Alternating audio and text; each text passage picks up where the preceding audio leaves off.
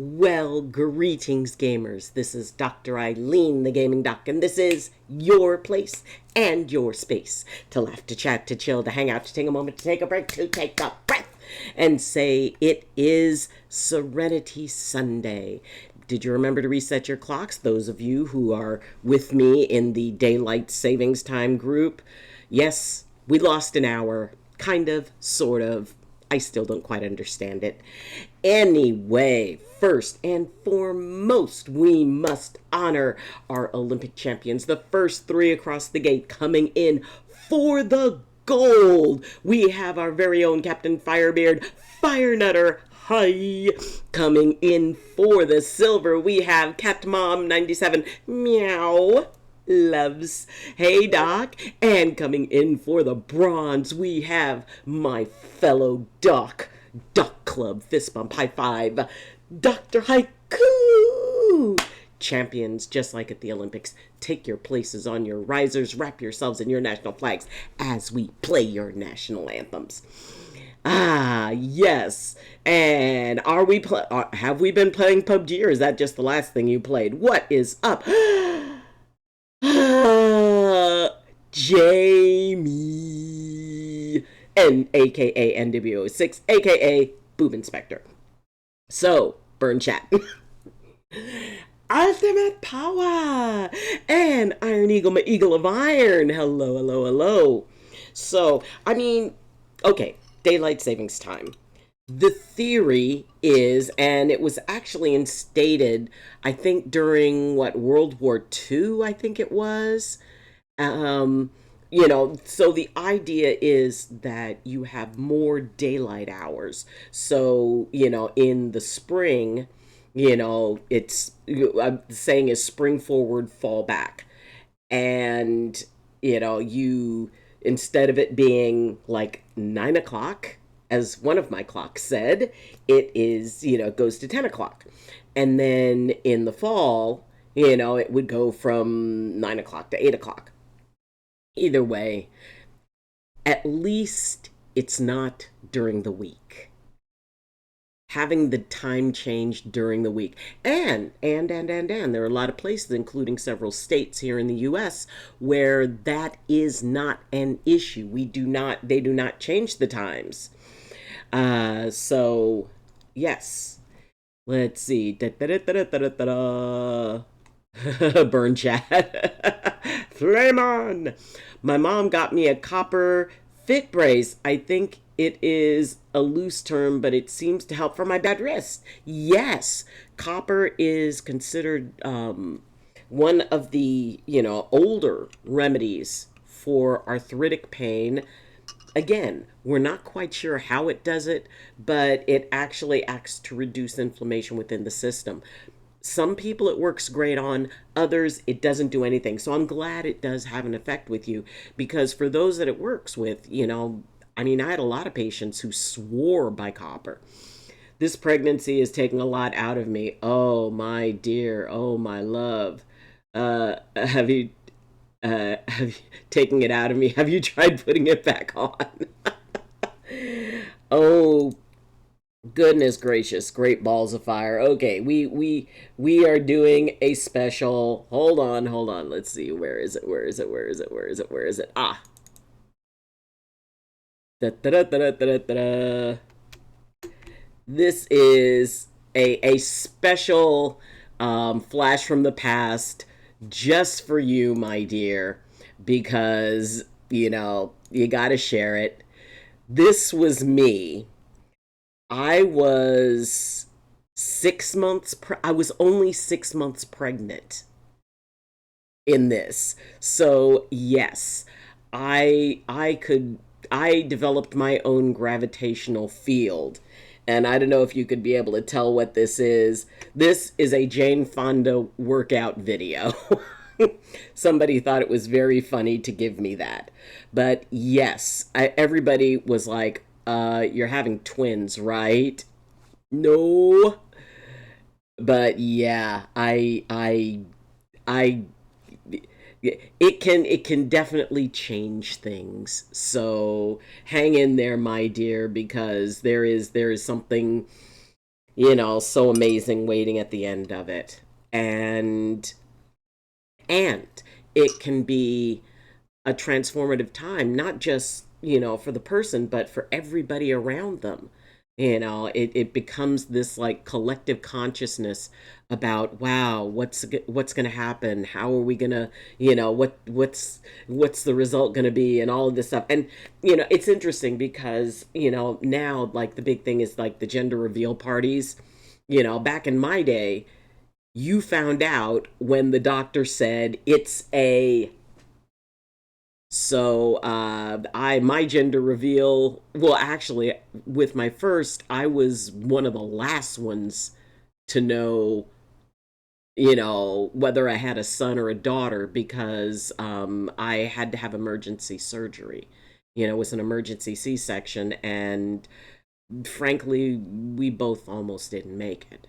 So, I woke up very exhausted, and I was told, we have, my husband said, we have a son and he has big feet. And it's like, what's wrong with my baby's feet? Show me my son. But yeah, it is.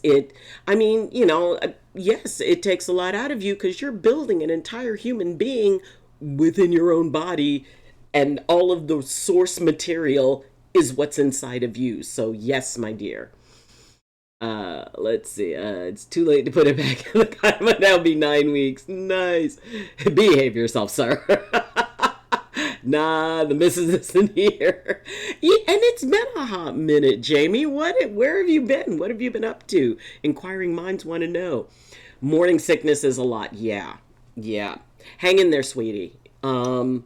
Usually, I mean, for me, I found like, my magic bullet when it came to morning sickness, which is not something, honestly, this is not something that I think anyone else would ever think would help nausea, but it was tuna fish and ketchup.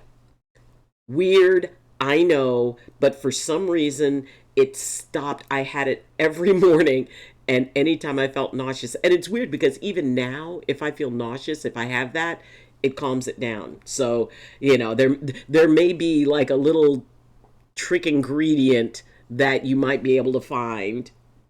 So I once heard that if you were to come into the doc stream, then you were part of the cool kids. Papa Merritt. Oh, sweetie, you're always one of the cool kids. No matter where you go, it's the cool kids. If you want to kick me into Jimmy's butt, let me know. Iron Eagle. Oh, Iron Eagle's getting feisty. Jamie's pulling up the power. I'm feeling regret after having too much tomato-based sauce with an apple juice and a meatball sandwich. So if you hear a train derail with a toxic gas, that was me. Sorry, I'm rather gassy right now. Well, that's okay. As we used to say, better out than in. And yeah. And also anything with a lot of tomatoes in it. Tomatoes are actually a member of the nightshade family. And it's like tomatoes, potatoes, all the really great things, and that increases inflammation. So if you have an issue with inflammation, or like an inflammatory arthritis as opposed to a degenerative arthritis, there's different types of arthritis. So yeah, that'll come back and kick you in the butt. Well, I got back in touch with the most wonderful woman in the universe. Yes. Haha, thanks. Yeah, good morning. Girls swear that pickle juice helps with stomach cramps and better with. Hold the phone. Pickle juice with mustard. Pickle juice with mustard. Okay. As we know, the doc is quite adventurous. I'm intrigued. In fact, I almost feel challenged. Gimme beans! Hello, my dear. Where's my southbound end of the northbound unicorn? For my gender reveal, I have a friend who's an Elvis impersonator, and he's originally from my area in Indiana, but he now lives in Berlin, Germany. He's going to do a live stream show as Elvis on Facebook for me. Oh my God, Cat Mom, that is so cool. That is so cool. Get us a clip. Get us a clip of that. All the great things. Does that mean the nightshade? Or I'm Nightshade? Oh, Jamie, you. Oh, what was it? Oh, God. Boomer moment. Something about the night. Uh, oh no, that was a poem. She walks in beauty like the night, and but yes, you are the phantom. Ads. Yar! And there's our southbound end of a northbound unicorn. R.I.P. those ads. Hey, Kimmy. Bick. So, I mean, first off, just out of curiosity, how many of you are someplace that observes um,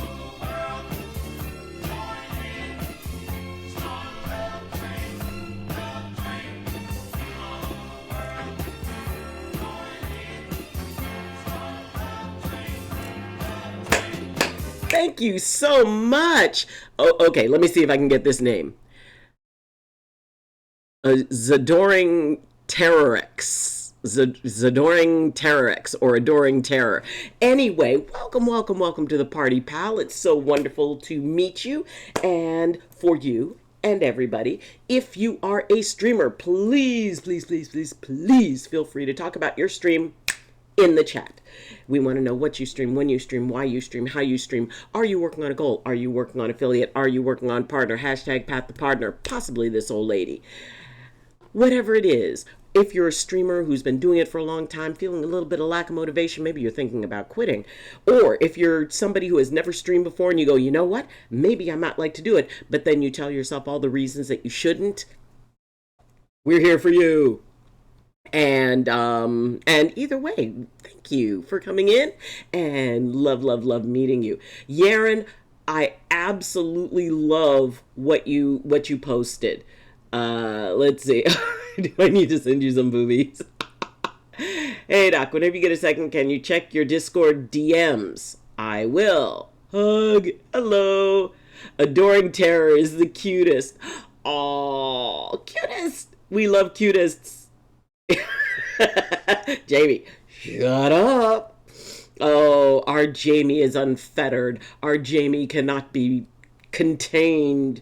You can't put baby in the corner. Or Jamie. Baby or Jamie. Never. Why do I think you two know each other?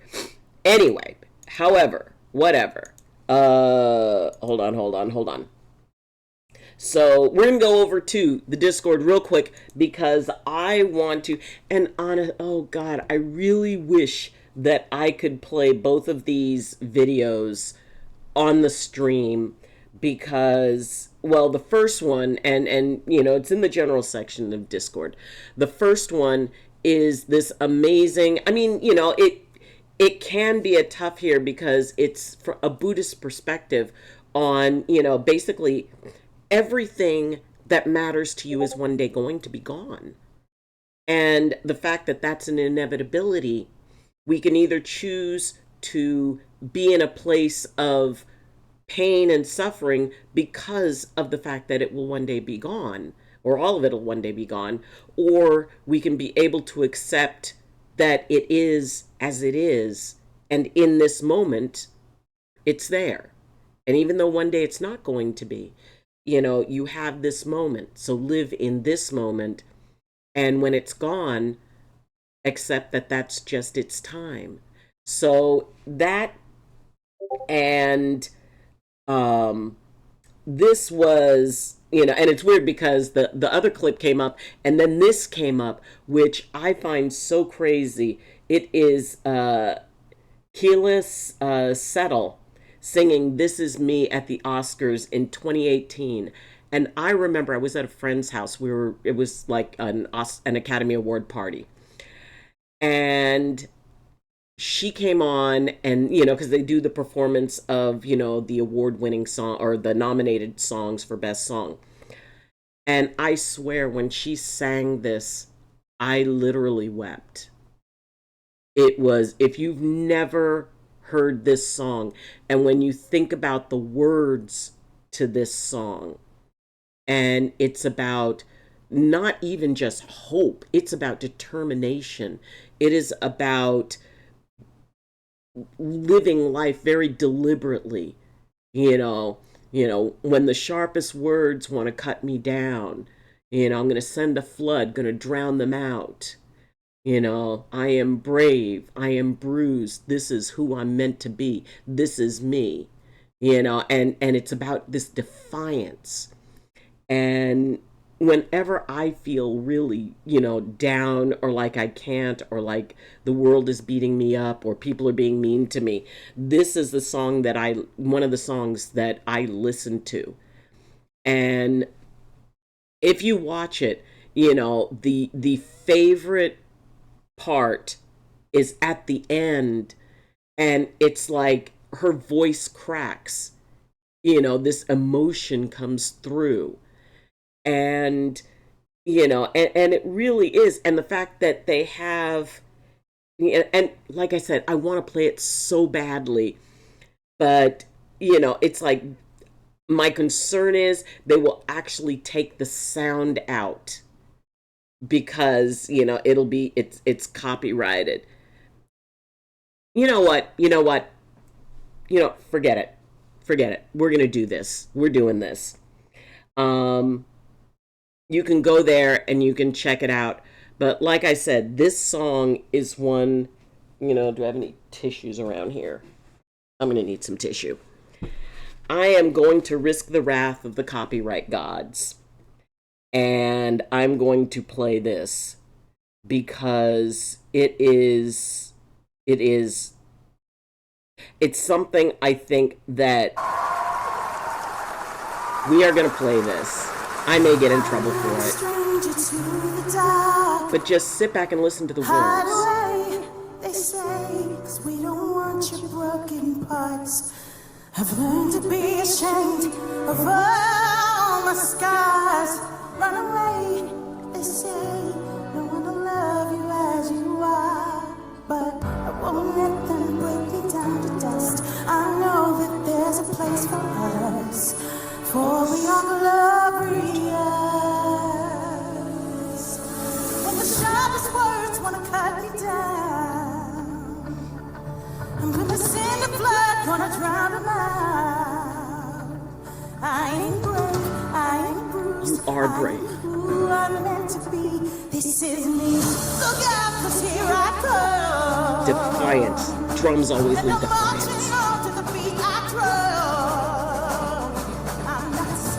To be seen, I make no apologies. This is me. And if you look at the people in the background, all different kinds.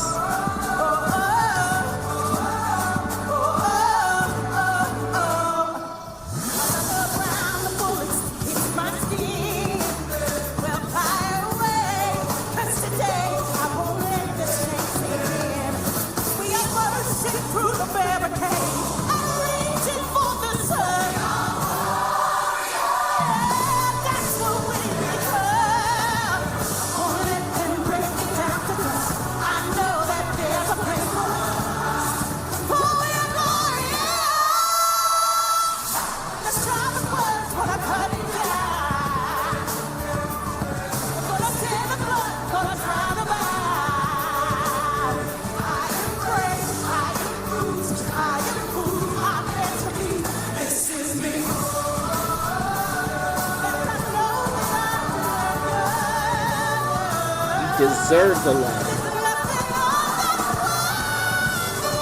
Nothing you're not. Now this is the part that gets me. Listen. When the sharpest words wanna cut me down, I'm gonna send a flood, gonna drown them out. This is brave, this is bruised, this is who I'm meant to be. This is me.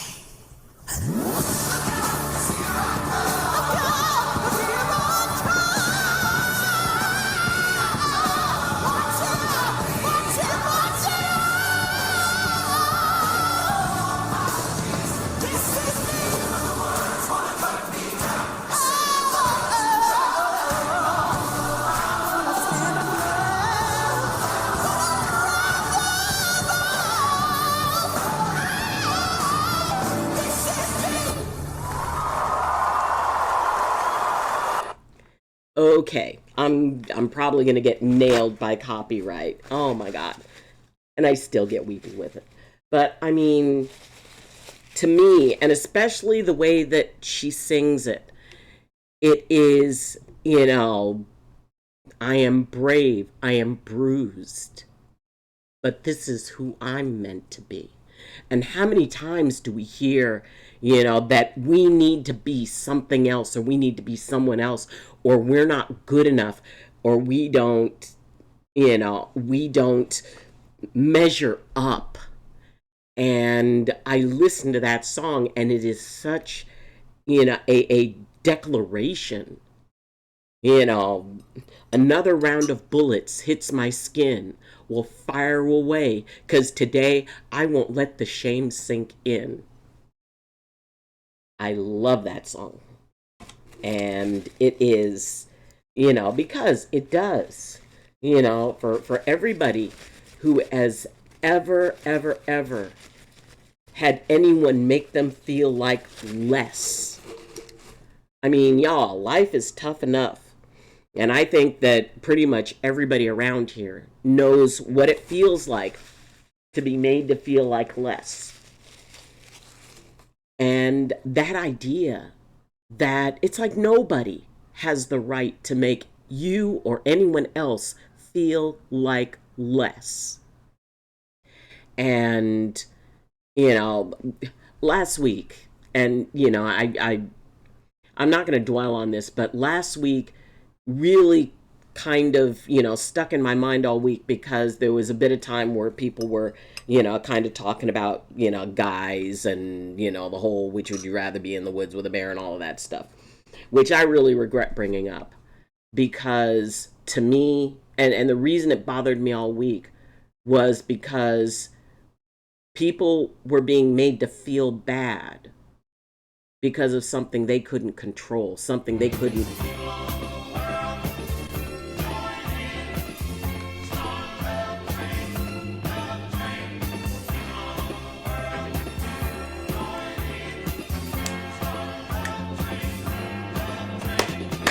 Oh my gosh, Ripped Redneck coming in with a party of 22. Party of 22, your table is ready. Welcome, welcome, welcome. Oh my goodness gracious, great balls of fire. This is absolutely awesome. And I am the Gaming Doc, and I'm Dr. Eileen, and it's such a delight to have you here. Oh my goodness. Ripped Redneck, thank you so much for the follow. We're going to be doing some dancing.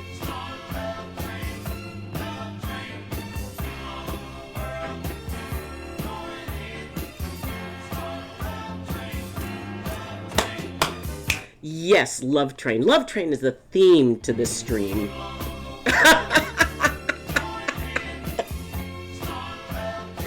Anybody who remembers the OJs, I know, I'm old.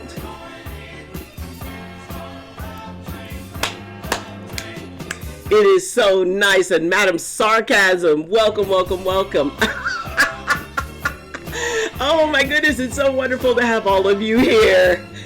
And it is because the Love Train, back in the day, the Love Train was seen, people all over the world joining hands. And that's what this is. That is what this space is. That is what this is for. To remind us that we have more in common than we have that separates us.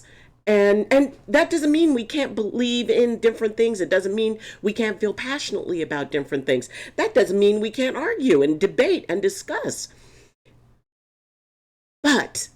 However, there's a greatness that lies within each and every human being. And, sometimes people are here as an example, sometimes as a warning. But we can learn from one another. We can learn from the past. We can learn from the present. We can learn from each other. And I am probably one of the most optimistic people that you will ever meet about the future. Because I know that there's some amazing young people out there. There are folks out there who are going to change the world. And if you stream, anybody who streams, feel free to talk about your stream in the chat. Because you're saving the world one person at a time. And I don't care if only one person is in and watches your stream, that one stream might put a smile on their face for the first time all day. You may talk about something that's weighing on you, weighing on your body, your mind, or your spirit, and you're inspiring.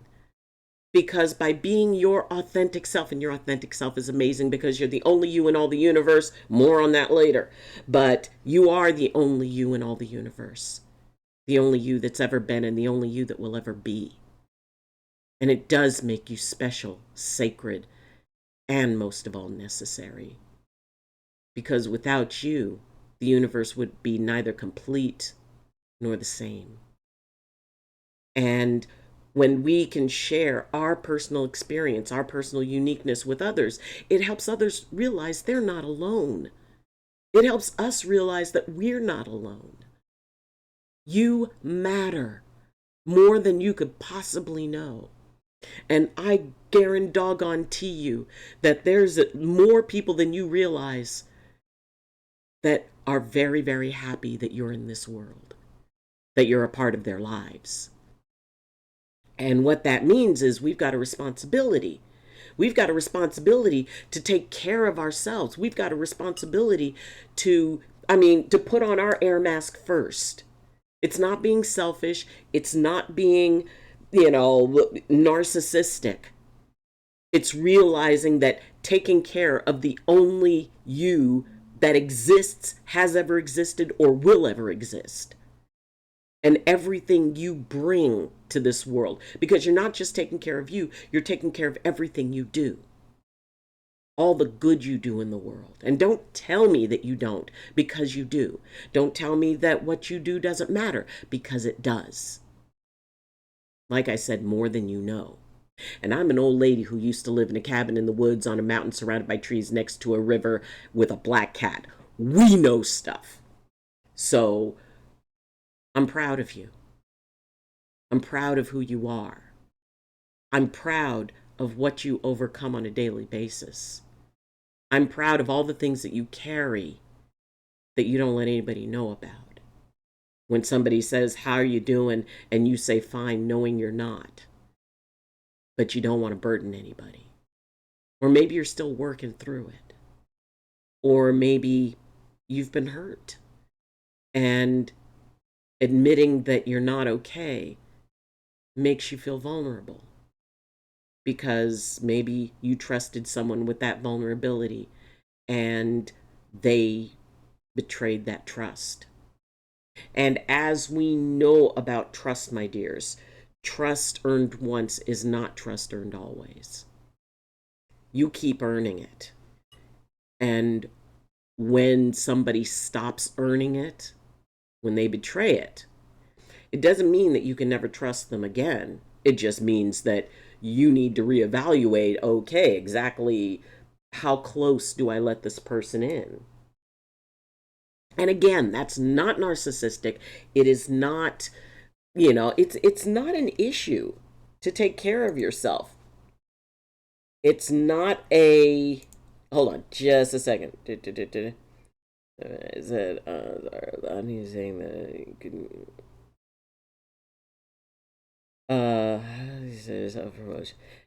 first off, I don't think it is. Okay. And you can go over to the Discord. Our Discord is a wonderful, magical, amazing place that you can go and post pictures of your favorite pets, pictures of your favorite foods, pictures of what's going on in the weather outside. You can brag about something you've created on Show and Tell. You could give an inspiring thought, or you could ask for a little help in the little help here section. Anyway, and you can also message me. And okay, to the question of if you mention that you're playing a game on another stream, is it considered self-promotion? The thing is, I think that because each stream kind of manages things differently, and we always want to be a very good guest. On my streams, absolutely. You can not only talk about the games, I want you to post the games you're playing. We have a section on the Discord where you can promote yourself and your stream. Or if you make muffins or you crochet stuff and you want to sell, we've got a marketplace section for that. And I don't have a problem with people sharing in the chat, because I mean, in all the time I've been doing this, it's been a few years now. It's been a hot minute. Um, I've never had anybody who just flat out spammed. Every once in a while we'll have somebody spam in the Discord, but that's very, very rare. But I think that there's absolutely nothing with talking about something you're proud of. If you're streaming, be proud. If you're someone who supports streams, be proud. If you're a moderator, helping to connect the people who stream with the people who are observing, be proud, because you're doing something very, very important. And and the thing is, if for my stream, yes, it's totally okie dokie. Just like for my stream, I mean, people come in and talk about a lot of different things. And, while we're careful about how we word, I generally don't. Hippie Sauls, oh my gosh, 45 bits, thank you. And I will get back to the chat. Those of you who are new, we go on boomerangs on occasion. So, boomerang. So, the idea that I want people to be able to come here and be real. It's not about, oh, I don't want to ruin the vibe. No, because the vibe here is authenticity. And my doc saying that life is fun until it isn't, and it sucks until it doesn't. And yes, some days you're the baby and some days you're the diaper. And sometimes we have a diaper day and sometimes we want to talk about it. Sometimes if something feels really, really unfair, or if we're beating ourselves up over something, if we keep it stuck in here, in our heads, all it does is bounce around and gain velocity. If we talk about it or type it, put it out here where we can look at it. And I will say without a doubt that I believe I have the absolutely nicest community in all of the Twitchverse and all of the World Wide Webberverse and all of the interwebs. Yeah. Ooh, love from Australia. I want to go to Australia so bad. Oh, Docorical? I love that name. I love that name. And Madam Sarcasm. I love that. Let's see. Okay, hold on. We'll scroll back. I'll catch up with the chat and then we'll go in. Let's see. It's not a doc stream until something breaks. I have work at 10:45 today. I work until 3 p.m. CST, and this morning is about to be fun because it's a Sunday morning and everyone likes to get steaks on Sunday after church. Nice. The after church crowd was always my least favorite. Growing up, now I grew up Catholic, and it was always fascinating because it was like, oh, offer each other the sign of peace and all of that stuff right up until you got out to the parking lot when everybody was trying to get to the IHOP so that they could have breakfast, because they didn't go into the IHOP before church. No, you have to go to the IHOP after church, and everybody's trying to get out. And it reached the point where the priest ended up going out into the parking lot. And it was like people, they'd be, you son of a God, because they'd see him. And all he did was go out and he started blessing cars. And people would kind of calm down. But yeah, it depends on how much food is or what's going on afterwards. Oh, and absolute love to Australia. Oh, I've had so many friends who went to Australia and literally decided, I'm going to live here. This is it. I'm not. So I want to go so bad. Plus, I know the food's amazing. We have more Discord thing in general and two things and a little help here. I posted, I'll be respectful and waiting. I just figured it'd be nice to know it's a thing to look at. Thank you. I haven't worked a Sunday in months, but only Sunday I worked was torturous. Yes. I'm still here. My face hurts again. Oh, Kimmy, I'm so sorry. Oh, is it like the trigeminal neuralgia type of thing? Why did the egg have a day off? Because it was Friday. Ba-doom. Oh, Jamie. To the Punderdome with that. Those of you who are new. You say a pun, it goes to the Punderdome dungeon. It gets chained to a wall. It gets fed bread and water until it thinks about what it's done. I think it could go both ways. Yo, hello all. Oh, hippie soul, such a delight. I apologize to said streamer and said sorry for making it seem like self promotion. You know what? I mean, it really is important to remember that you know everybody holds things in a particular way, and I hope that people would kind of like not be wound quite so tight. When I first started streaming, I was told it's like, okay, if you're leaving somebody's stream to go stream, you never say it. I don't care. Honestly, I put an update of one of my pieces in show and tell. Yes. I don't have any more. Sorry. Hippie Sauls, you never have to apologize. It's so sweet of you. And I appreciate you so much. And I hope you're doing well. I'm on another construction course with multiple qualifications. Ooh, what are the qualifications? I'd rather be BOH than FOH on a Sunday, that's sure. Love, been coming here for years, and she's been a big support. Oh, you are such a sweetheart. What's sometimes you the status and sometimes you're the statue and sometimes you're the pigeon. I love that Iron Eagle. Put that in inspiring thoughts. What happens if we have no one to talk to? You know what? This is such an amazing community that it's like usually there's somebody who's online, and and if you need something, go over into Discord and say, hey, who's around. Because I said I'm playing Star Wars LOL and got trouble because earlier I said something about streaming later and didn't get in trouble the first time. The second time was a timeout and a ban from this server. Okay, I think, there kind of needs to be a measuring in that.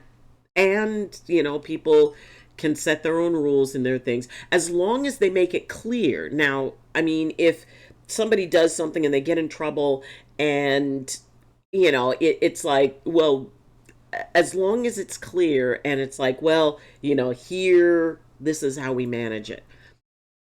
I wanted to post my things I said in the Discord here, but I don't want to gamble Twitch chat saying, no, it's too big. Yes, it will. What do you do when you have no one to chat to in your own personal, in my own personal life?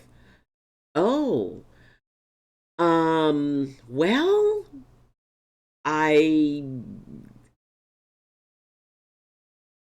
shall we say, I usually have those I chat to, but technically they're not all corporeal beings in this realm of existence. We'll put it that way. But yeah, if I don't have anyone to chat to, and it's interesting because, well, okay, we're gonna catch up with the chat and hippie souls. I promise I'll do that. But once again, it goes both ways, and the streamer had the right to go through and take for acting for my mess up. Makes sense? Yeah, I mean, it makes sense. You jump online. That's what I do anyway. Yeah, you're a truck driver? Oh my gosh. My youngest son and my brother were both truck drivers, and I drive a school bus. So, much respect to a fellow big vehicle, but your vehicle is much bigger than mine. But oh my gosh, absolute love and definitely much respect. I mean, if it weren't for truck drivers, this entire nation would come to a screaming halt. And, in my experiences of driving a school bus, I guess, the one benefit you might have is that whatever you're hauling isn't going to be screaming at you or fighting. So, or throwing things out the window. But yeah, I heard a lot of stories from both my brother and my son about the truck driving life. How long have you been a truck driver? Oh my goodness, I need more information on this. I absolutely love that. Sometimes that does help, sometimes it doesn't. Yep. Is it the parotid? Oh, parotid gland again. Oh, okay. So the gland's swollen.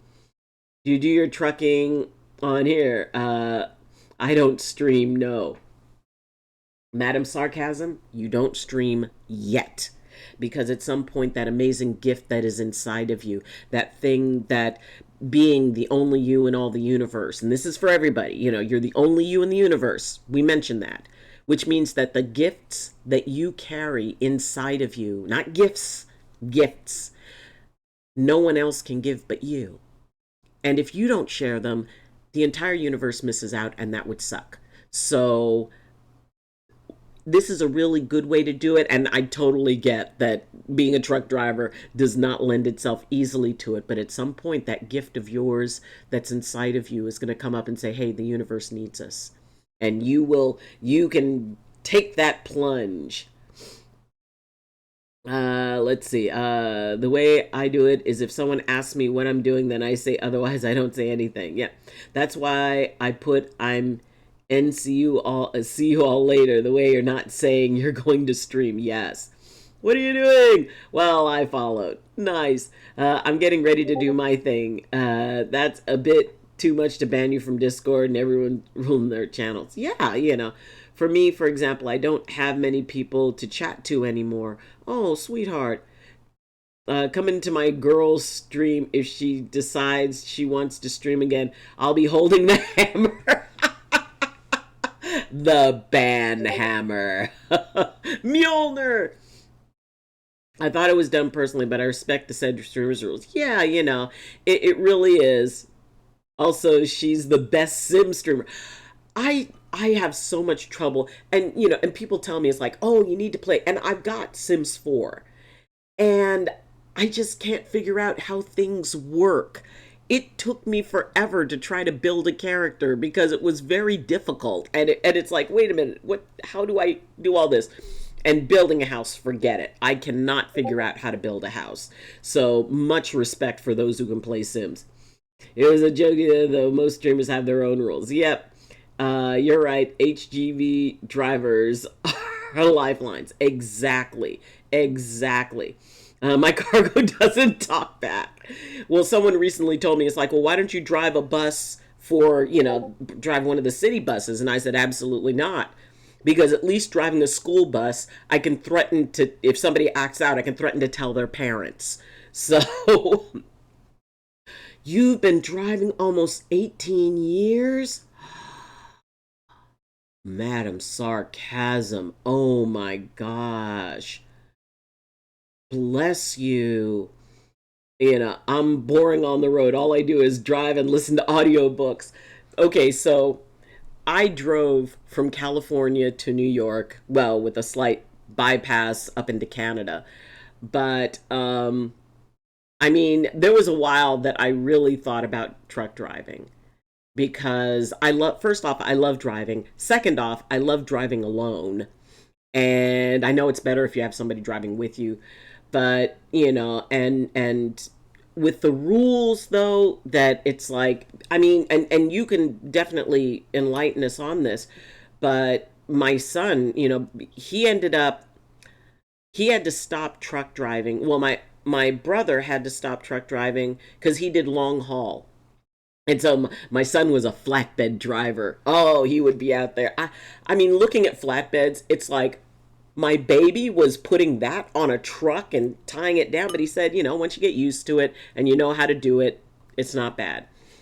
But my brother had to stop driving long haul and driving trucks because his wife became very ill. And my son was in a really bad accident. And he tried driving for a little bit afterwards, but he wasn't able. It was like I thought that I might have lost him. And it just freaks me out to think about it. What happened was that it was in Oklahoma driving, and he was going on one side. It was like, the highway had two separate sides. And he was going on one side, and a truck was coming the opposite way, and something happened to their trailer, and the trailer swung out, went across, and sheared off half of the cab that my son was in. And The crazy thing is that he and his wife, she always rode with him. They had an argument. So she ended up going and seeing some friends, and he was driving that load alone. And if she had been in that seat, she would have been killed. So they said that they were very grateful for that argument. But he said that it was this like surreal moment. And, and he said it really does seem like it slows down.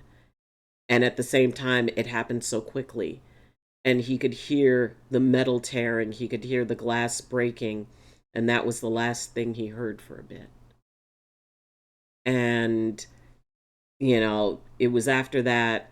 I mean, the bus company or the truck company was very good. They got his wife out to him, and they took care of everything. But it was rough. And then he went back, he drove for a little bit, and then it turned out there was some damage that they didn't realize, and so he ended up having to leave truck driving. But I'm sure, Madam Sarcasm, I'm sure you can tell us some fascinating stories. I managed to get back into my Discord. Yes, a bus, you mean an orange bus? Fine, I acknowledge that it's yellow, but I'm sorry, it looks more orange than yellow to me. Wow, 18 years, OMG. I'm also going on a security course in April. Security, that's cool. Good luck, right? I wanted to come drop the biddies to say hello. Oh, good luck with the stream. I gotta go. Great seeing you. Great seeing you too, sweetie. Come back again. And as soon as I get a car, I'm saving up for a car. As soon as I get a car and I'll be able to get home at a more reasonable time, then I'm going to start doing evening streams. We're going to call it Doc After Dark. Jeez. Lurk. Yes, everybody enjoy the Loving Lurkers Lounge. Refreshments are in the corner, and feel free to put your feet on the furniture. God watched over that day. Yeah, orange buses are prison buses. Lurk. Yellow buses are school buses. I mean, technically it's yellow, although it wasn't always yellow. Actually, buses did start off orange. And our prison buses are all white, which is interesting. Yeah, I think all of our prison buses are white. I mean, school is a prison for a few hours. Yes, but is it more prison for the students or prison for the teachers? I tell you, it's mad scary being a driver. Yeah, even on TV, they look orange. Thank you. I've been in one wreck, and it happened very quickly. A truck ran a red light and took the entire front of my truck off. Madam, oh my gosh, I hope you're, I guess you're okay, but I'm glad you're okay. Okay, when you drive a large vehicle, first off, it fascinates me that people don't see you, and there's a lot of, it's, whether you're driving a big vehicle or a small vehicle, it seems like people just don't realize, first off, you can't stop quickly. I'm in a school bus. I'm not stopping fast. And for the big rigs, it takes even longer. And, and it's like, we all have some place to be. And what is it about turning on your turn signal that makes people speed up? Why?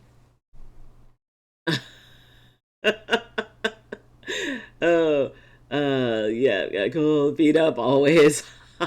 Doc After Dark shouldn't be 18 plus then.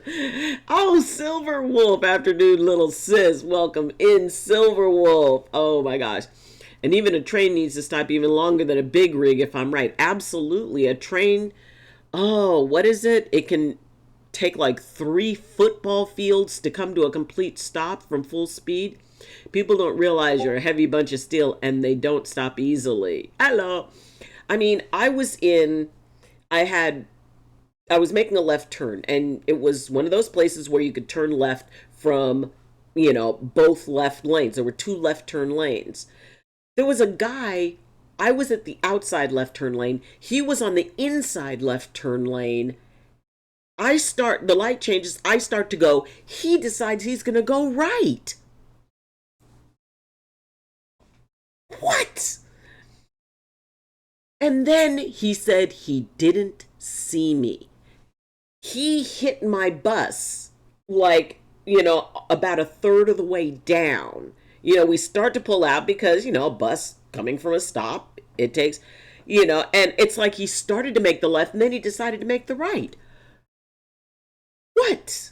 I mean, I didn't have any kids on the bus, but, it really is I don't get it. I don't get, it's like if you're in that much of a hurry to get where you're going, you're already late. So you may as well just be late. And I've seen more than my fair share of karma strike people who are barreling up and changing lanes on the freeway, and I mean, and as a bus, I stay, some of the drivers get very brave and go into the, the commuter lane. No, I stay in my lane. I stay in the slow lane, unless there's somebody really slow ahead of me and I end up having to pass them. But in general, I stay in my lane. And even in the slow lane, I get people with attitude. It's like, I'm going the speed limit. I'm in the slow lane. If you're really that determined, and this one person, I mean, he cut around and barreled and then cut in front of me. Karma. There was a police car that was like right off by the side of the road. And all of a sudden it's woo! And I'm like, yes, they're about to be a whole lot later. But yes, all right, I'm going. Have a blessed one, everyone. You too. Imagine being late. I've been on a train that you were on a train that derailed because someone left something on the track. It was a frightful situation. I was traumatized, but it goes to show trains are vulnerable. Exactly. And we see that idiocy every single day. Any vehicle is dangerous. It is. What was the old saying we used to go? The most dangerous part of a vehicle is the nut behind the wheel. And, posture check. Dallas is the worst. Really, it's the only place I've seen someone cross 6 lanes to take an exit. We will hit the little man picks. Okay. Posture check. All right. And for those, and for people who drive big vehicles, and we've got to hydrate. Okay, hydrate. For those who are wondering, matcha. Anyway, and I sometimes do it. I find myself leaning up over the wheel in my bus. But, if maybe you're on the computer, maybe you're playing a video game and hunched forward. Okay, let's kind of do a sideways thing here. Okay, so it's this posture we're talking about. This hunched over posture. So what we're going to do is, from this posture, bring your shoulders forward as far as you can. Then bring them up as high as you can. Then roll them back as far as you can, and then straight down. So what this does is it brings you back into, the posture that is really the most beneficial for your body. Because if you're hunched over like this and you try to take a deep breath, you cannot take a deep breath because you're hunched over. But if shoulders forward, up, back, and down, now you take a deep breath. So the idea that being aware of your posture, and if you do this exercise, forward, up, back, down, if you do that and it feels uncomfortable, you need to do it more. And yes, I was a chiropractor for 20 years before I retired. So it is, it really is, because we don't even realize how, and sometimes we lean forward because we're not feeling very safe. It's kind of like going into a fetal position. Fetal position is about safety. Curling up, it's about protecting our hearts, protecting, and not having ourselves open. And when you do shoulders forward, up, back, down, you're really, there is that. I've had people tell me, it's like, I feel very vulnerable like this. But the more you do it, and then you breathe with that, feel what it feels like to be able to take a really good deep breath. And, do that every once in a while. And like I said, especially if it doesn't feel comfortable, because after a while, the pectoral muscles, the scalenes, they will shorten because they're used to being like this instead of like this. What sound does a witch's vehicle make? Broom broom. Punderdome. Punderdome. It gets put on hardtack rations, and it has to listen to an endless loop of the Macarena until it thinks about what it's done. Imagine Gladys from Fantastic Four getting stuck in the traffic and someone then plays dumb, and I don't see you when. Oh, Galactus. Galactus from the Fantastic Four getting stuck in traffic, someone's playing dumb. I didn't see you when Galactus is just as huge as the planet, if not bigger.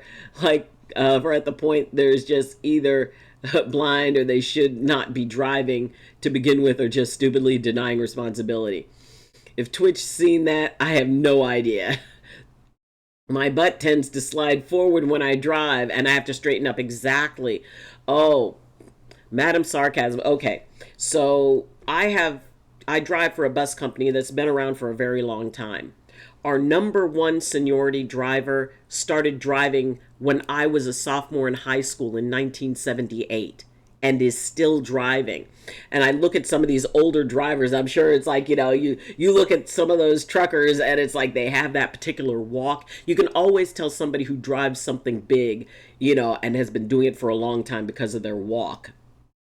Also looking to get a mountain bike to get to and from. Yes, neat. Okay, to the Discord.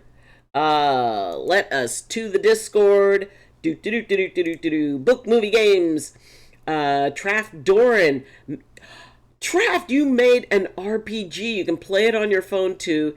If it says it's not compatible, it's because my first time uploading the game to the published site, so I didn't select the option. I've been told by a few people they don't trust it, so have not played my game. That's fine, but if you can let me know what you think. Oh my gosh, The Curious K by Traft Dorn. Traft is one of our community members. Made a game. I am so playing this. I am definitely going to be playing this. Okay, clips and highlights. The duck is going to suffer after this. Oh my gosh. Oh, that was from back in January.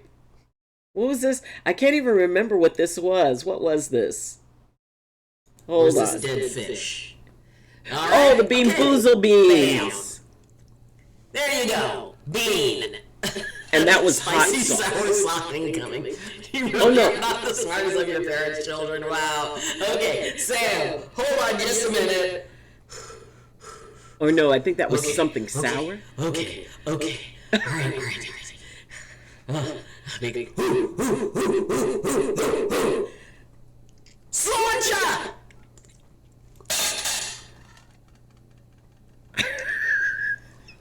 Oh, it was sour and dead fish Bean Boozle bean.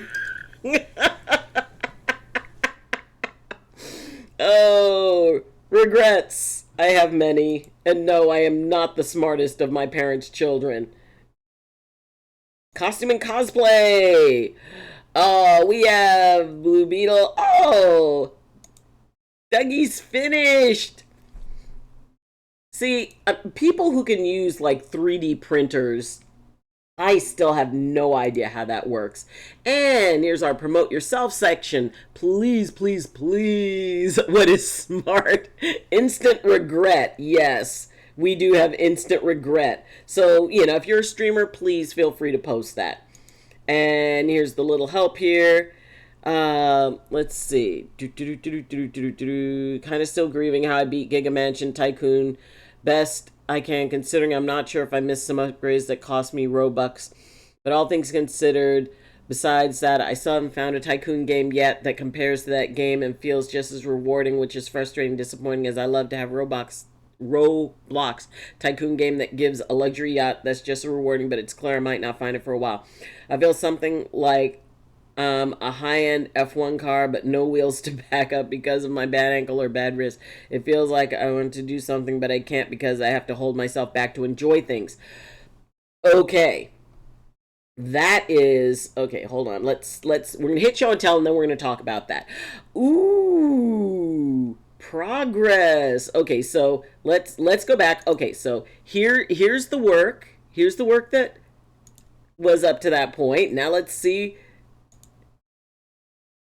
Oh, so we worked a little bit more on it. Progress. Ooh, an oil painting. Now, I've always heard oil painting is quite tricky.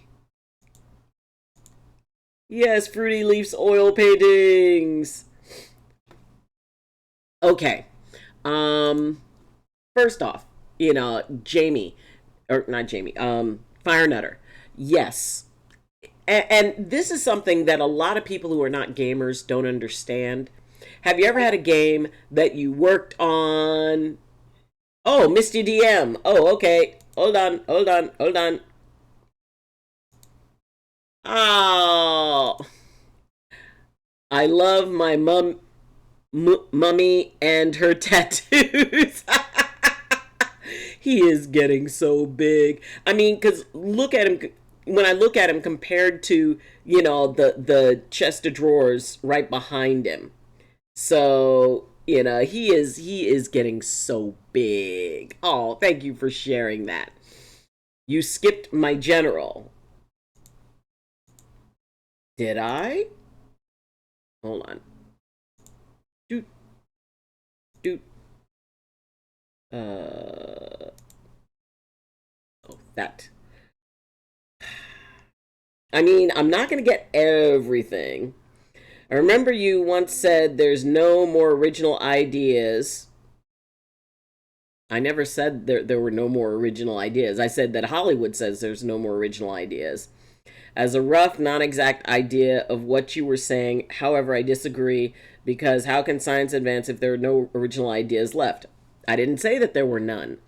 I feel, yes, original ideas are rare, but not gone. As time passes, new information can lead to those ideas that we didn't have prior to. So, okay, so when we talked about the original ideas, I was talking about how many sequels in movies we have as opposed to um, movies, original movies that back in the 60s and 70s and 80s, we had a lot of original movies. There was Jaws, there was The Exorcist, there was Animal House, and these movies became iconic. Rocky Horror Picture Show, the heavy metal animated movie. Awesome. Time Bandits. Yes. And there were a lot of movies that had very unique ideas. And because of the fact that, currently there seems to be a tendency towards sequels, that's what I was talking about. But no, there are plenty of original ideas out in the universe. There's stuff that, I mean, and there's a gazillion original ideas out there waiting for somebody to think them. But, yeah, I thought you said was a private. General, private. He's got to be around 1 year old, give or take. No, he's old. He's past one. He's heading up on like 1.5, 1 3/4, I think. I remember it that way. My apologies if I misremembered. Well, we all misremember sometimes. Hollywood is afraid to try anything new because they're afraid it won't sell. You know what? There is a lot to the formula, and I think it kind of kicked in when there was like there would be vampire movies, and suddenly there's like a dozen different vampire movies, zombie movies. There would be one zombie movie, and then all of a sudden there's a dozen different zombie movies. So it's like there are trends. Things tend to seem to go in trends. Superhero movies, and the idea that I mean, there is the old saying, if it ain't broke, don't fix it. And which is why because I do theater. One of the hats I wear is an actor, and I love live theater because there's a certain energy. I'm in the Crucible. We're doing the Crucible now, and I'm seriously loving it. I'm loving the intensity. I'm loving, I can already in my mind picture the audience responding to certain scenes. And I'm very excited. It's an amazing cast, and the director is absolutely awesome. And so, it is just amazing. And I also would love to be able to do movies, or, I mean, before I leave this planet, I want to voice act for a game. I seriously want to do the voice for a game. I think that would be the coolest thing. Anyway, so the idea that, the Triffids, the day of the Triffids. Oh God. That was interesting, because that was, like back in the old black and white days, because, I mean, I saw a lot of movies that were black and white. Selling things is easy, just need more boobs. Englishing. But anyway, Fire Nutter, as far as the thing about, kind of coming down off a game, and I know that there's a lot of gamers. I know that if I put a lot of time into a game and once it's over, there is that kind of a letdown. And even though you can play it again, there's that, oh, it's over. You beat the big boss, and, you wait until after the credits for, that little bit that almost always comes after the credits that either hints at another game, or is that little Easter egg type of thing. But, and it is important to remember that people define grief in different ways. And you can grieve whatever it is you feel you want to grieve. I mean, if it turns out that, that great new game that you saved up for and that you wanted to get, and you finally get it and you get it downloaded, and it's filled with horrific glitches and all kinds of stuff, yeah, it's okay to be upset about that. Oh man, and I waited so long for this, and now it's, I've got to wait longer. I mean, grief is individual. And to me, I break down grief as getting real in every feeling. Because I know when I'm at that, whether I'm grieving the loss of someone, the loss of a loved one, the loss of a situation, a frustration, not having something fall into place that I was hoping for. And often, for me, it comes in when my expectations are not met. And it's okay to grieve when your expectations. I have a young lady on my bus, and in the afternoon, I drive for a junior high. And these are kids going into high school.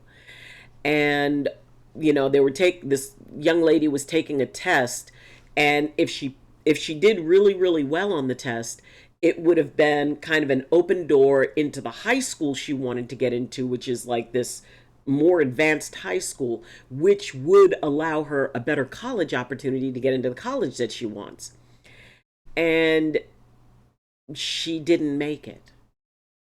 And she studied, and she was in tears. She got on the bus in tears.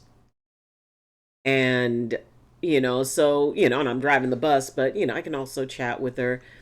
And I just told her, I'm so proud of you. And she's talking about it. It's like, my parents are going to be disappointed, and everybody's going to be disappointed in me. I said, I'm not disappointed in you, because I know how hard you worked. I said, and when your parents see the pain you're in, I mean, they may have some disappointment, but they're also going to see that you're really hurting over this. So I told her, I said, you need to, just go home. And some of the other kids were trying to get her to feel better. And so I said, hey, I know you guys want to support your friend, but let her be where she is right now, because it is perfectly reasonable for her to be upset about this. After a night's sleep, you're going to wake up tomorrow and realize that the finish line is just the starting line for the next race. I said, you're an amazingly intelligent young lady, and you will find a way, because you always have. Which is one of the other things that you definitely hear around here. You have overcome 100% of everything you've ever faced. The solution may not have been pretty, and it may not have been the one you wanted. But if you are here in this life, you overcame it. Consider that the worst moments in your life, those moments that you didn't think that you could ever manage, are now memories. That means you overcame it. You were stronger than it. And that means that there's nothing ahead of you that is stronger or more powerful than you. It just feels like it. But there is something inside each and every one of you, inside each and every one of us, that will just not give up. We find a way. That is our nature. And yeah, sometimes things don't work out the way we want or the way we hope. Sometimes we don't get the response, maybe from somebody. We were hoping that somebody would be very excited for something we did, and, their response was less than encouraging. And, they're like, oh, well, that's nice. And, we wanted them to basically throw us a parade because we were that into it. It's okay to grieve that. We don't have to be reasonable or rational when it comes to grief. I mean, in my mind. Because no one else can define for you what is grief-worthy for you. Maybe it's the loss of someone, or maybe your favorite team lost. Grief just means that we're getting very real in a moment. But then that moment passes and we move forward. Grief isn't where we get stuck. Grief is the pathway out if we let it be. Those 5 stages: denial, anger, bargaining, depression, acceptance. And it can take a few loops around depending, but it does allow us to be more after the process than we were before it. It takes a lot of pressure to make a diamond, and every one of you is a diamond in the making. So,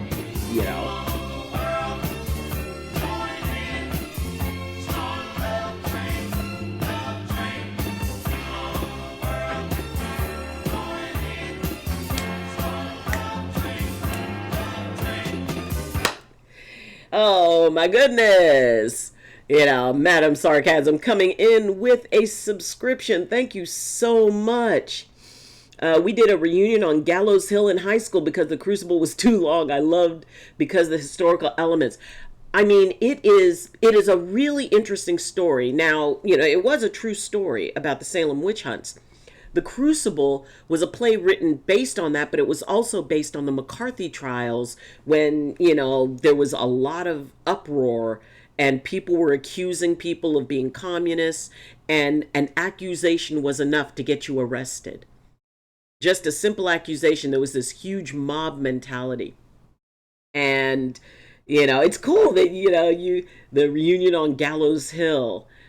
I mean, I'm going to have to Google that. Is that like a play or is that something you guys created? But yes, the Crucible is a long one. I play Tituba, which is basically she was a slave who was the first one accused, yet she didn't hang. So, but she also started the ball rolling and ratting people out.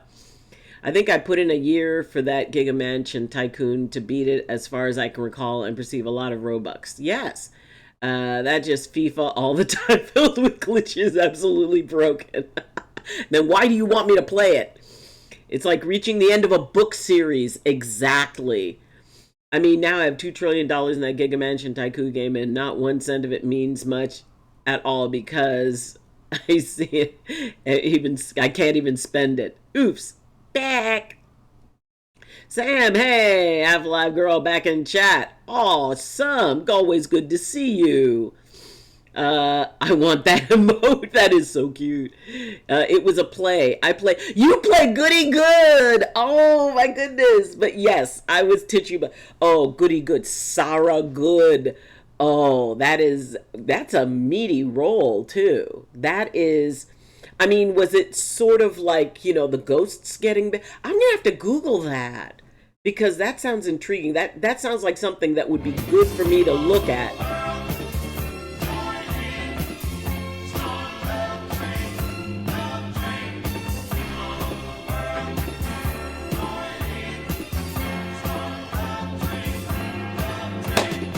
Thank you so much for the sub. Oh, Adoring Terror. You're absolutely adoring. Hey, Doc, what's your favorite book or book series? Okay. Oh my gosh. All right. I would have to say my number one is, of course, Lord of the Rings. I read it at the age of 10. And I mean, and that was the days when, you had to go to the library. We walked down to the library, picked it up. I absorbed all of the books. I read the Silmarillion, Farmer Giles of Ham. I actually read all of that before I read The Hobbit. But, I mean, I read it at 10 and I wanted to go to England and I wanted to shake J.R.R. Tolkien's hand. Hype train!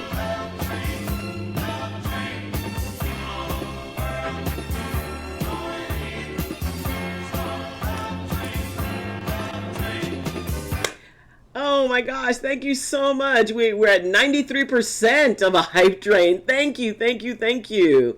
And Alex, resub, thank you so much. Um, but Lord of the Rings, and then when I was 11, J.R.R. Tolkien passed away. And I literally had to like go to bed. I was heartbroken. I grieved the loss of a man who I never met, but who I always wanted to say how much his books meant to me. Also very high on my list were the I, Robot series by Isaac Asimov, which,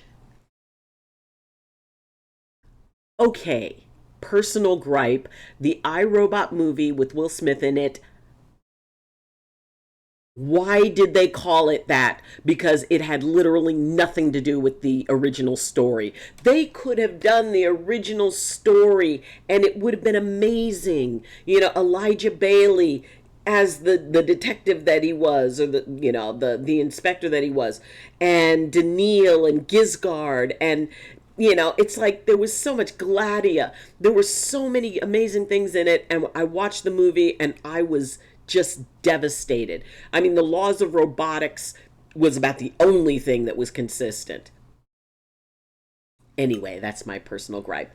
But Jonathan Livingston Seagull is probably one of the books that inspired me the most. And if you've never read Jonathan Livingston Seagull, I thoroughly, I mean, it's not a big book. It's a fairly thin book, but inside of it is just it's amazing, the story of a seagull named Jonathan who believed that to fly was a gift and that he wanted to fly better and better and more and farther, and all the other seagulls only saw flying as a means to get food.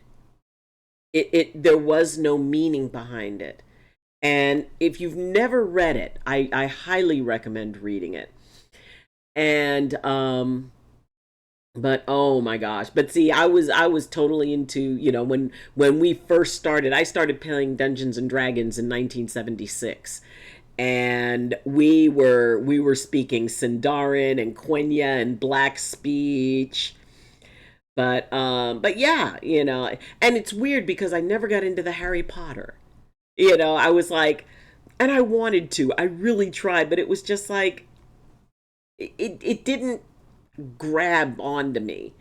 Lord of the Rings grabbed onto me with a chokehold, and so did the Robot series. Also, when I was little, Pippi Longstocking. Oh, I read every Pippi Longstocking book. Hold on. Pippi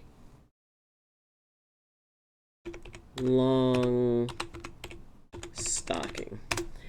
Oh my gosh. Pippi Longstocking was an old book series about a little girl with orange pigtails. Oh, Pippi in the South Seas.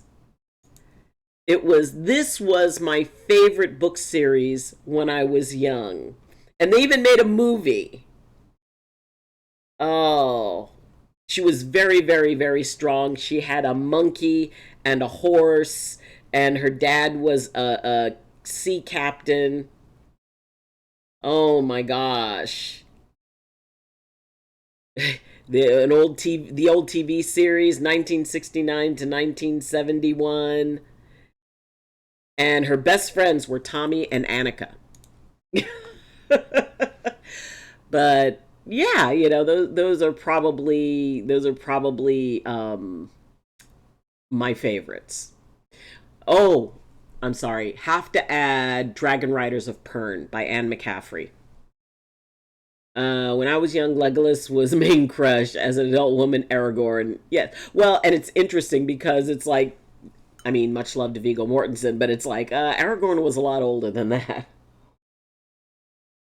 Although, yes, as a Dunedain, he didn't age the same. What about the car engine post? I'd put in a little help here. Far as I know, Ad might have said it, but Ad's killed it for me. Apologies, sound impatient. I'm just trying to understand what you have to say about it. Okay, speaking of J.R. Tolkien, I got a hold of 1940s The Hobbit, but I haven't opened it. Just want to keep it and cherish it because my grandma's. I mean, it really is. It's, to me, and I know there's the whole Kindle thing, but to me, sitting down and, the house that I grew up in, we had a fireplace. And sometimes I would just like going and, sitting in my Queen Anne chair with my feet on my footstool and have like a glass of, some tea or maybe a little glass of port. And I would sit there and read in front of the fireplace. And that was absolute. My mom was, Pippi on Halloween as a kid. Get out. No kidding. Why do I recognize that? Charlie! Ah! Is it my Charlotte? Is this my My Little Pony / Bad Butted Warrior Queen? Oh my gosh. But I mean, it's weird. I hadn't let's see. Fire Nut, are you talking about that thing about the original ideas? Because we talked about that. Yes! My mom's ginger, so it was like one of her only choices, probably. Yeah, Fire Nutter. The only thing I see in the general was the thing that you put about the original ideas. That's yeah, this thing under what I posted. This is the only thing, and we talked about that. Okay. No, a little help here. Okay, let's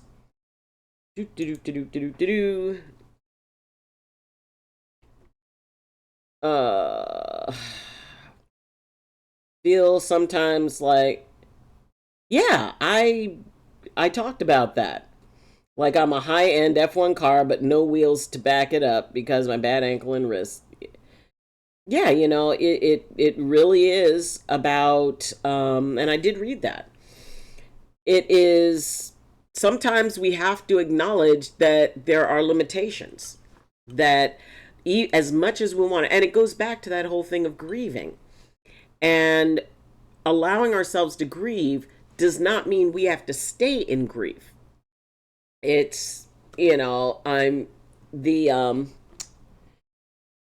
oh, should I play something else? Because this clip is, okay, well, we already played one thing that was a video. Okay, we're going to play this. Lose your father.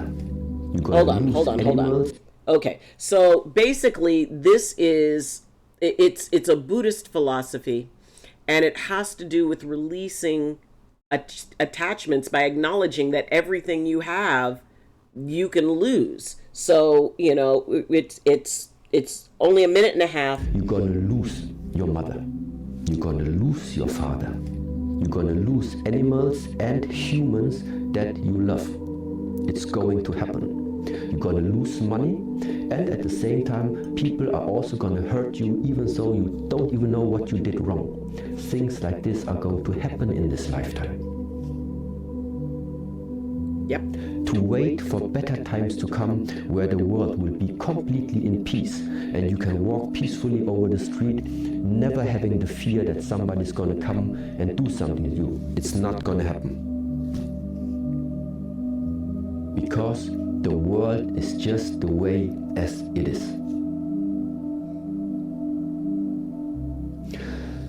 But knowing this, preparing yourself, learning the right ways or useful ways that are developing yourself physically and mentally to be able to walk through this lifetime. That's possible. That is something that is available to us. It's work. It's just you need to get rid of those fantasies that better times are going to come. If we don't create the better times, nothing's gonna happen.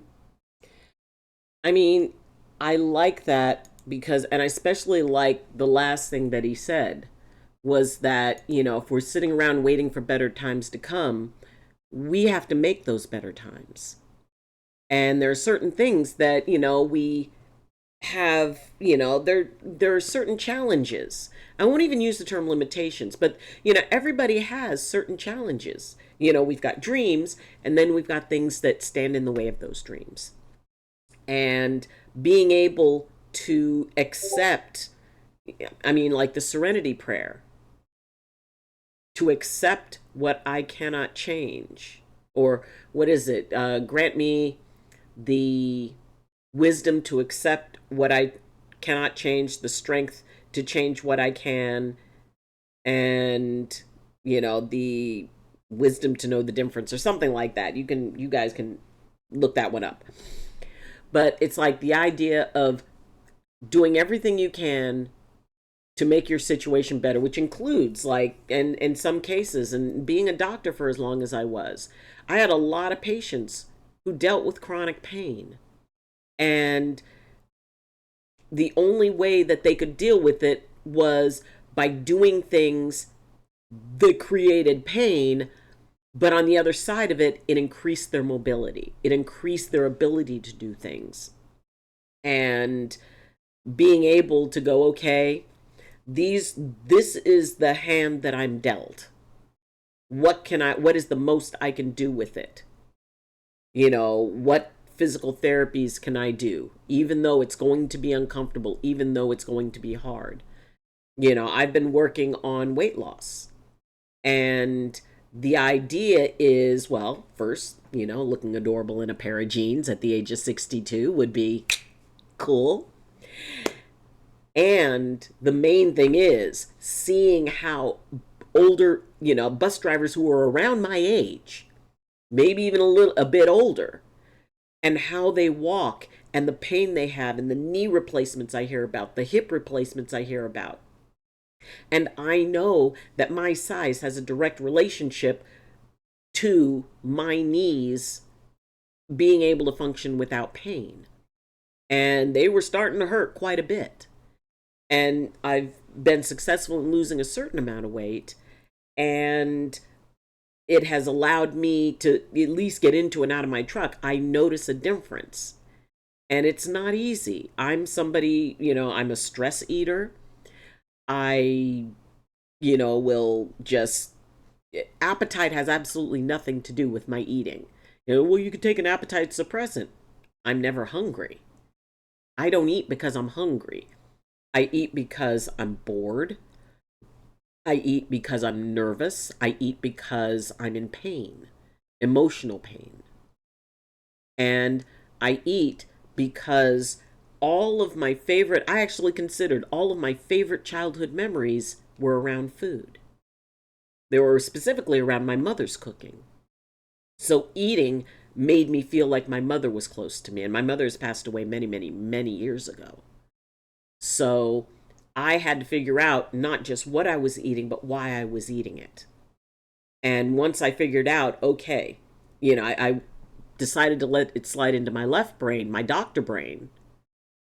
For every pound I lost, it was 4 pounds of pressure less on my lower extremities, knees, ankles, everything. So when I would feel like I'm upset, I want to eat, I'd remind myself, 1 pound is 4 pounds less to cause me pain. And I mean, there's a lot of different things. And some people are on the opposite end of the scale. They have to work really hard to try to gain weight. And then they've got, oh, Lord, save us from the well-meaning. There are people that's like, oh, I wish I had that problem. No, you don't. You don't wish you had that problem. Because for those who try to, increase their weight, and for some reason it's really hard for them to do that, that can be a very difficult thing. And no matter what you're trying to do, there's stigma to it. It really is very much about that idea that, I mean, are we ever going to have everything perfect? No. And, and as it was mentioned in the clip, everything is temporary. That's the nature of everything.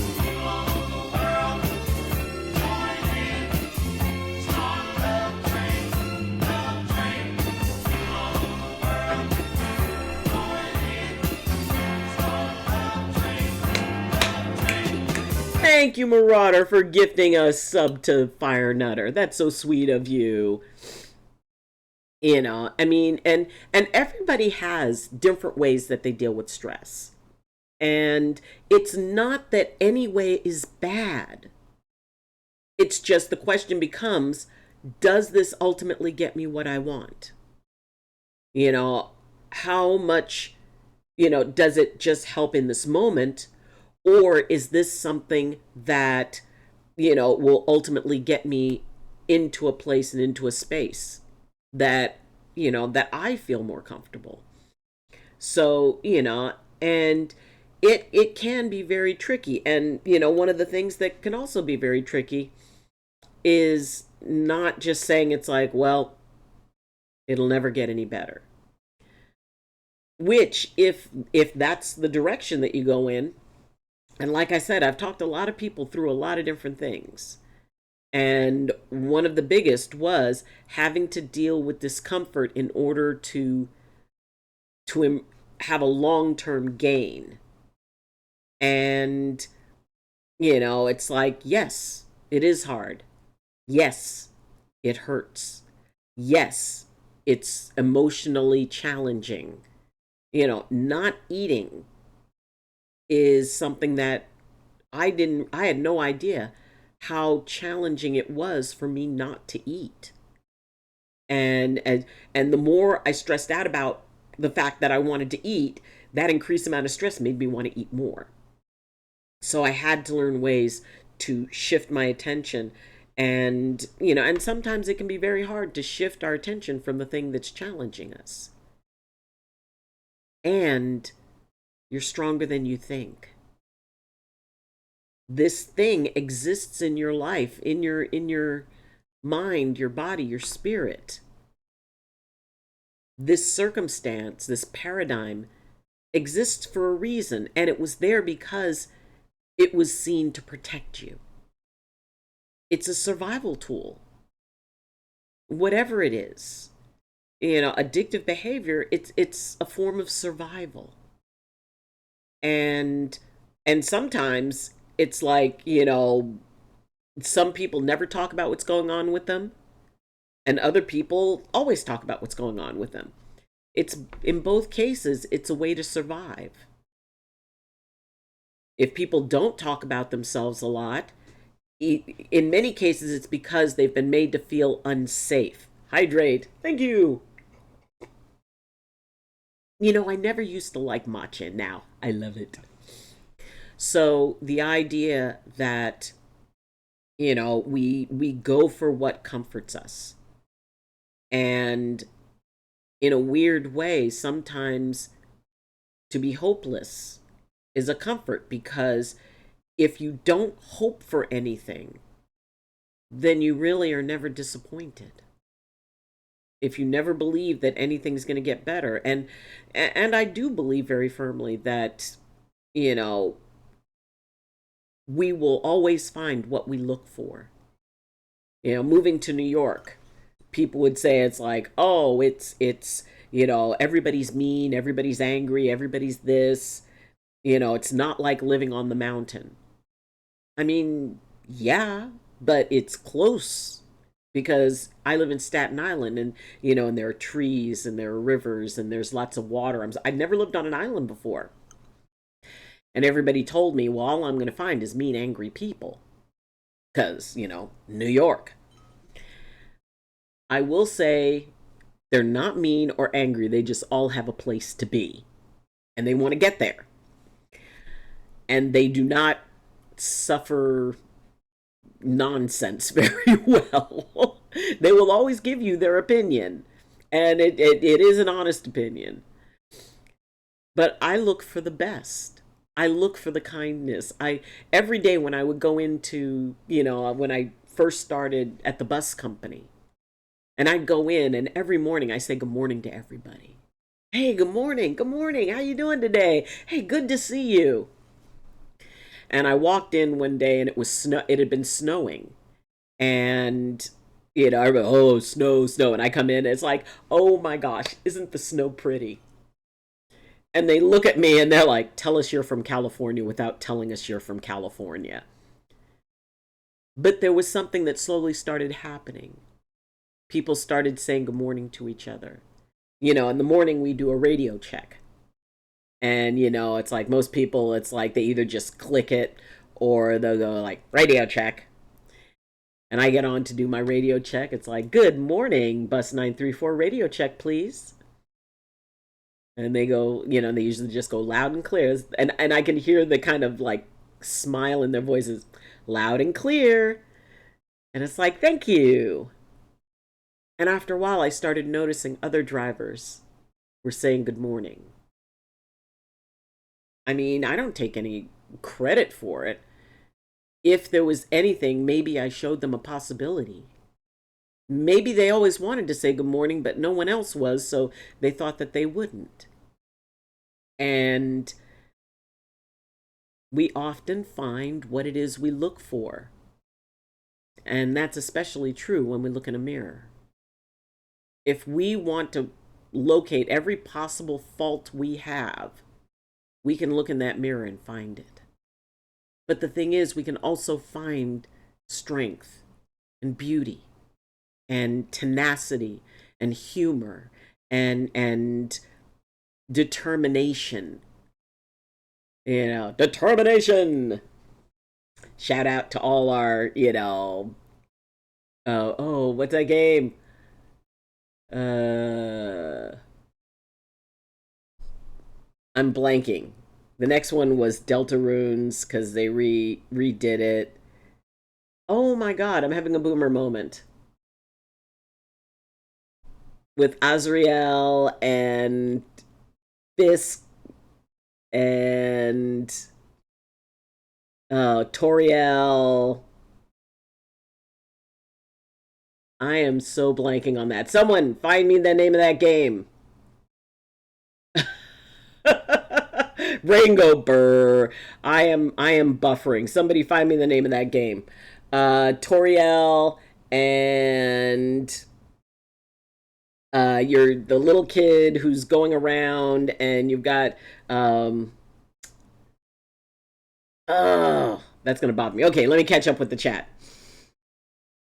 Let's see. It actually wasn't as bad as I thought. The more you move after surgery, the faster you get to feeling better. 100%, my dear. I've had my right knee repaired, left shoulder, right shoulder, 88 minutes of neurosurgery on my right hand after nearly amputating my thumb. Marauder! I have no feeling the index and half of the finger. Surgery ain't nothing to really be scared of. That's true. I won't lie. The first few days, I was asking myself if it was worth it, but within a month, I felt so much better. Exactly.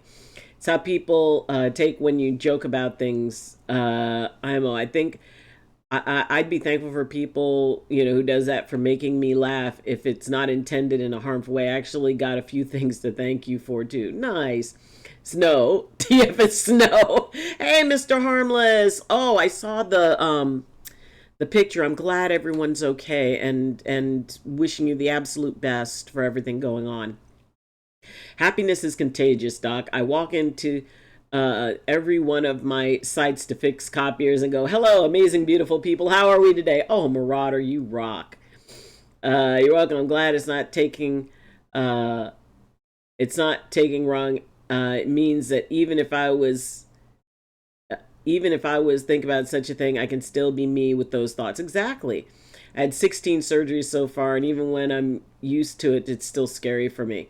I wanted to be honest as well. Yeah, Ringo Burr. Gods of War, no. Final Fantasy, no.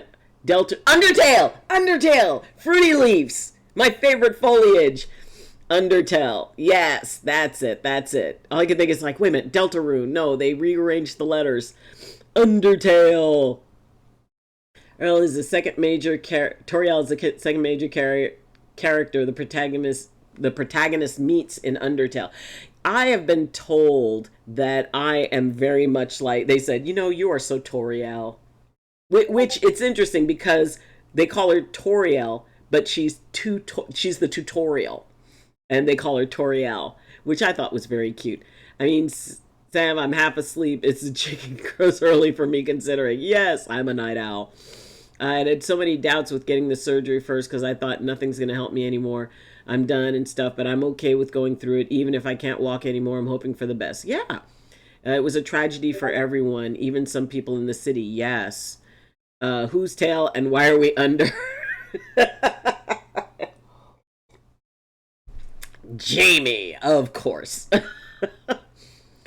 But yeah, I've been compared to, it's funny. People will say it's like, oh, you're just like Toriel, Guinan on Star Trek: The Next Generation. Which there was a guy back on the mountain in the little town where I lived who was thoroughly convinced I was Whoopi Goldberg, but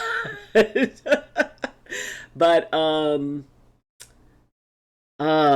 and oh, what was it on the first Moana, the Earth Goddess? They said that I reminded them of her. That's one thing I have to thank you for. Oh, that's so sweet, Sam. And it really is cool to let people know about the impact they have on our lives. And if there is somebody who, who really, I mean, even if it was just a little thing, and probably they didn't even think anything of it. Oftentimes like holding a door for somebody. I mean, it may not mean anything. You're going into a shop and you hold the door for somebody. It may be that person felt totally disrespected, felt totally unacknowledged, and you showed them compassion. You acknowledged their existence. And it may be that just holding a door for someone meant the world to them, and you never knew it. So we know what happened. It was a totally accident. Yeah. I mean, and the tough part is that, you have accidents that happen, no fault, but it's a moment that changes your life. And, the best we can do is just be able to take whatever it is that we were meant to learn from that and go, okay, I'll move forward. I will move forward. I will do a thing. I will make the most out of this, even though it's not the way what I wanted. It's sort of like the old song, you can't always get what you want, but if you try sometimes, you just might find you get what you need. And I have had so many cases in my over 6 decades where in the moment I thought that it was the worst possible thing that could happen. I thought I made the worst possible decision. I beat myself up over it. And then maybe a decade later or 2 decades later, I look back to that moment and I realized if I had done anything else, I would not have something that I truly love in my life. A mistake, all a mistake is an action that gave you an outcome you weren't looking for in that circumstance. I mean, in a different circumstance, it could have been the perfect solution. So being able to accept that, there are some things that we can control. Certain health issues are not something that we can control. We just have to deal with it. We have to make the most of it. We have to go, okay, I can't control that this thing has happened, and I can control how I deal with it, which is either to sit back and just do nothing and berate the universe that it's unfair. Which, I mean, you can do that for a hot minute. Go for it. I mean, I think everybody should enjoy a periodic pity party. That and pajama days. Pajama days are awesome. Where you just spend all day in your pajamas. And in fact, you have like your meals in bed with a tray, and you watch videos or you play a video game or whatever, but you spend the whole day in your pajamas. Everybody needs a pajama day, and everybody needs a pity party, because sometimes the universe can feel very unfair. It's that, sucks till it doesn't part. And it doesn't have to be fair. That's the trick to accepting that we are not owed fair. And if it happens, great, but we're not owed it. The universe does not owe us anything for the hardships we endure. And once we can stop looking for, well, I'm owed this. I'm owed good things because bad things happen to me. Like it said in the clip, you can't just wait for better times. You have to make them. You have to decide that, oh, heck no. I ain't going down like that. I am going to find a way. And yes, we go through our disappointments, we go through our hard stuff, we go through the challenges, and we go through the grief of things not being easy when it looks like it's so easy for everybody else. I mean, as streamers, it's very easy to look at those folks who, as soon as they hit start stream, they got 1,000 people in there. They have 10,000 subs. They're making more in 1 month than most people will ever make in their lifetime. And it's very easy to go, wow, why can't I have that? Well, maybe that person is streaming 6 to 8 hours a day every day. Maybe they've missed out on birthdays and holidays, and they were that driven. See, we're seeing them at the end of a journey, or at least at the finish line of one. But we didn't see when they started. We didn't see when they, hit start stream and there was no one there. They started off with 0, just like all of us did. It's what they chose to do with it. You see people who, are out there with, one leg, who have a prosthetic, who are running a marathon. The young woman whose one of her arms was bitten off by a shark, and she still went back and became a competitive surfer. She was a surfer, and she was attacked by a shark that took off one of her arms, at the shoulder, and she went back to surfing, and she figured out a way to balance herself with only one arm, to get herself up off of the board with only one arm. So, I mean, does everybody have to do that? No. Any challenge, and sometimes the hardest challenge we face is getting out of bed in the morning. And if you didn't want to get out of bed and you did, I'm proud of you. And you should be proud of yourself. Okay, let's catch up with the chat. Pause boomer rant. Let's see. Scroll back. Okay, you're on. You know what happened? It was a total accident. Yes. You're being honest and open, which makes me want to be like that, but it's scary because I don't want to lose people or annoy anyone by being open and honest. Sweetie, this is the place for open and honest. I'm actually looking forward to getting the other knee done, really, because now that I've been through it, I know how much better I feel. Madam Sarcasm, that is, that's the thing. Once the mystery is taken away, then the fear is taken away. Once we have knowledge, once it goes into left brain, people, I've had patients who had to have a rotator cuff surgery and they have the one, and, it's hard, it's difficult, and all of that stuff. But then they realize, oh my gosh, I can move my shoulder without pain once they recover. And then they get the other shoulder done, and that recovery is exponentially faster because they already know what to expect. When we know what to expect, we don't have the fear.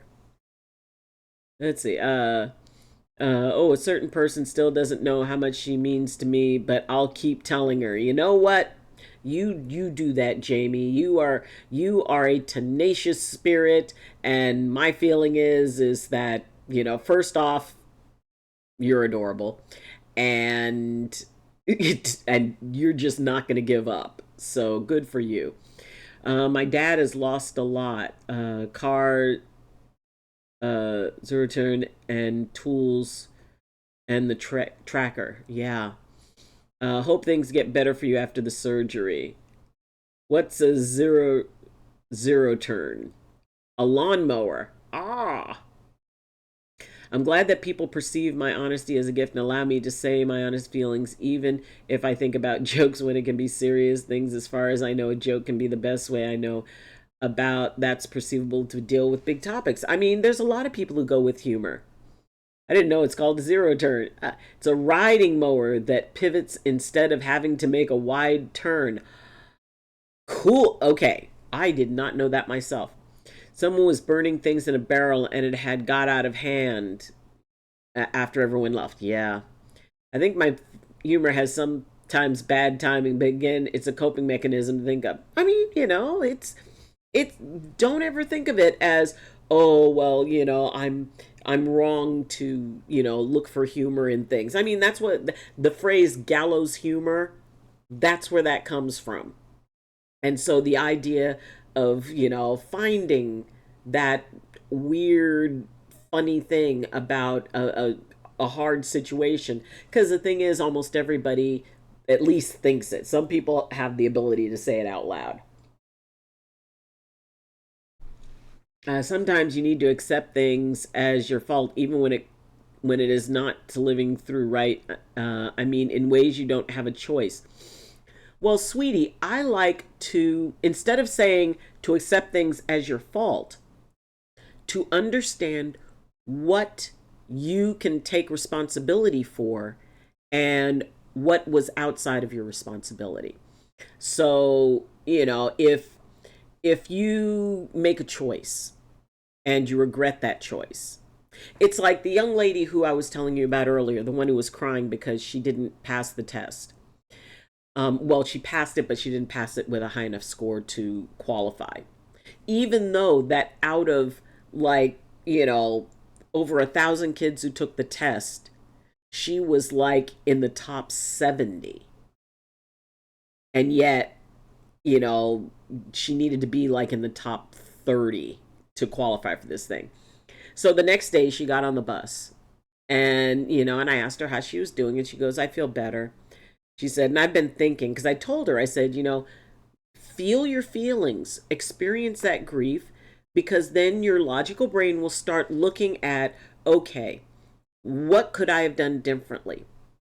And she did acknowledge, she said, there were points that she could have studied more. And because she had never taken the test before, she kind of underestimated it, which are really amazing things. And it turns out she can possibly take the test again. And she says, now that I know what I need to do, I feel much better about going into that test. And see, before then, she had kept telling me she was nervous about it. She was nervous about it. And she said that once she thought about it, she realized the reason she kept being nervous about it was because she knew deep down there were things she wasn't doing. So yes, part of her responsibility, part of the choices that she made was she didn't commit quite as much to studying as she could have, and she underestimated it. So, yes, she took ownership of that and then, used that to figure out how she could do it better. Because getting stuff wrong, we have to get stuff wrong because then the very next thing we do is the right thing. So being able to understand, and the one thing that we do not own is the choices other people make. It doesn't matter. I don't care if they say, well, you made me do this. No, you don't make, nobody makes anybody do anything. You have no responsibility whatsoever in a choice that someone else makes. That's based on them. That belongs to them. Just like nobody else is responsible for the choices that we make. And that's a very empowering thing. Because if we can choose to get ourselves into a mess, if we have the power to get ourselves into a mess, we've got the power to get ourselves out of it based on what we choose.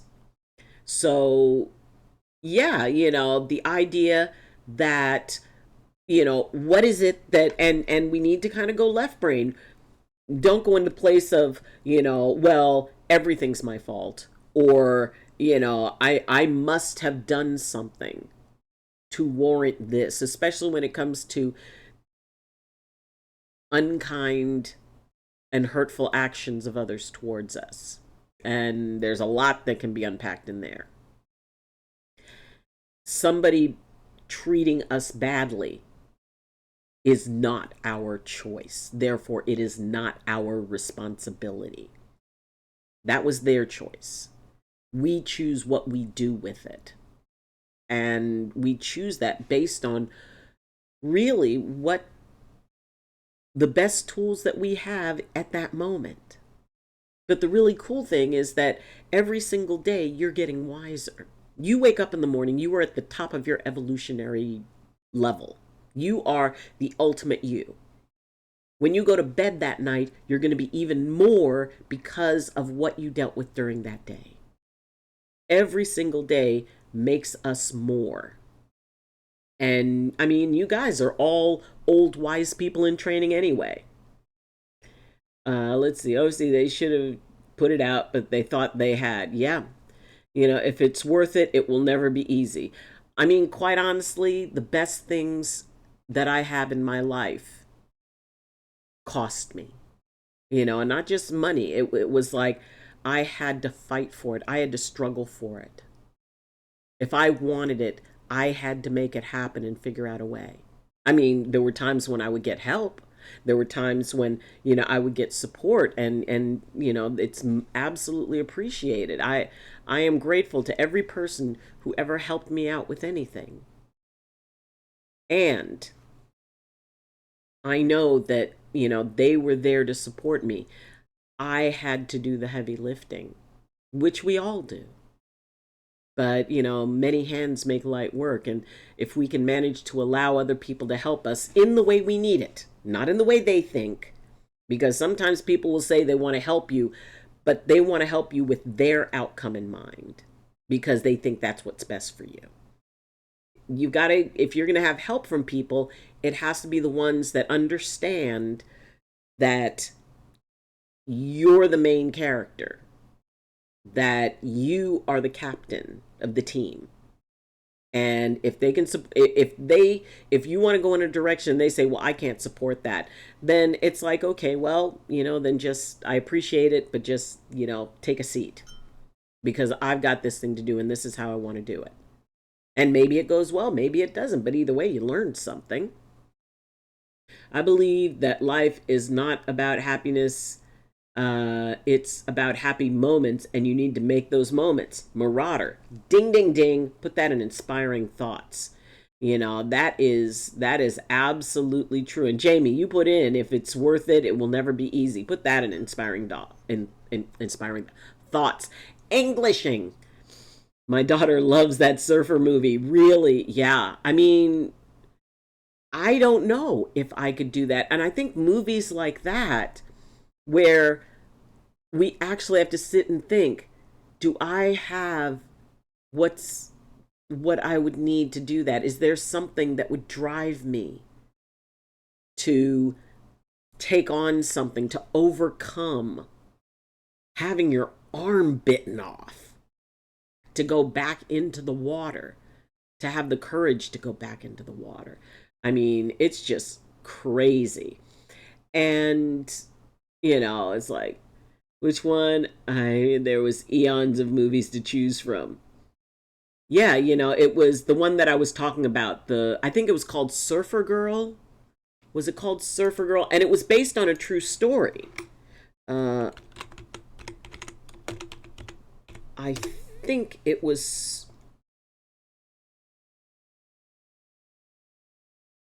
No, I don't want to hear about the Beach Boys.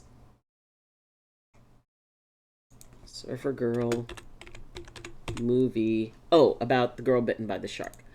Okay. Soul Surfer. It was called Soul Surfer. And it was a true story. 2011.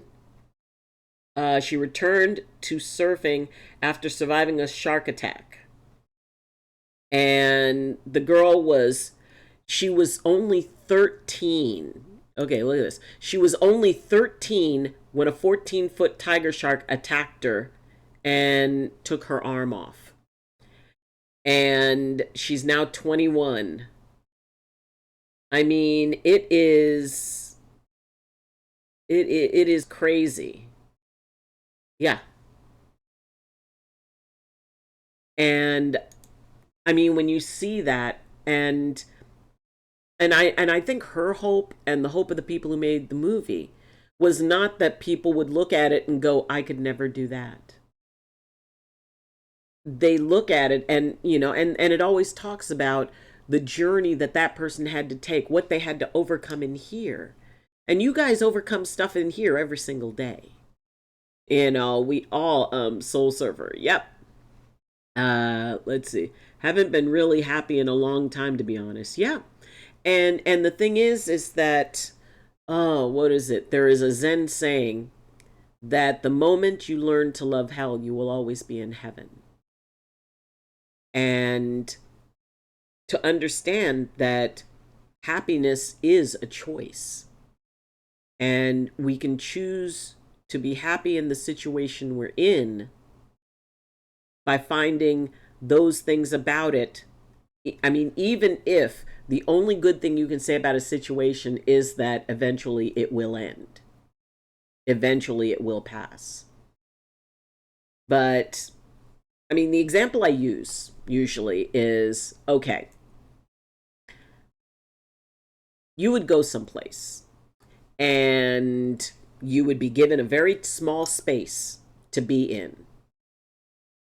You would not be given food, just a little bit of water. And you'd be told to just sit and think. There are many who would consider that a prison. And yet there are others who would consider it a spiritual journey and a spiritual retreat of fasting and meditation. But it's still, you're being put somewhere where you're not getting any food and you're just told to think. And I spent 4 days on a mountain alone and no food, no fire, no watch, no cell phone, no nothing. And I just sat there day and night for 4 days. And by the end of it, I almost wished I had one more day. And, it's an interesting process to go through. And people go, oh, I could never do that. Well, then maybe you're not meant to. Or maybe you don't have a reason to. If there's something that calls to you, something that drives you, and that's totally for you to decide. It is about making the most of every single day. And I hesitate to bring in gratitude because, I mean, to me, there's a light and shadow in everything. I think that, it's wonderful to be able to go, you know what? I may not have everything I would like, but I am absolutely grateful for what I have. It's and all that other stuff will come one day. All that other stuff, because I'm going to keep working towards it. But I don't have it now. But that's okay, because there's a lot of other stuff I do have. And I do feel very blessed for everything in my life. The people in my life. You guys. Or guys, gals, in between pals. And the problem that I see with gratitude is when we try to use it to gaslight ourselves. Oh, I'm so grateful for everything. Everything's fine. Everything's perfect. No, it's not. Sometimes it sucks. Badly. Sometimes it is miserable. I don't think that we always have to be grateful for everything. That if we're not feeling grateful, it's best to be honest and go, you know what? I think this is entirely unfair. I want to speak to the universe's manager. This is not okay. This sucks. And I think that's a perfectly authentic thing to feel when faced with disappointment. We go through that original feeling. We honor it. We acknowledge we've got a right to it. And then maybe the next morning, we take a breath and go, okay, fine. But I can make something out of this. I can figure this out.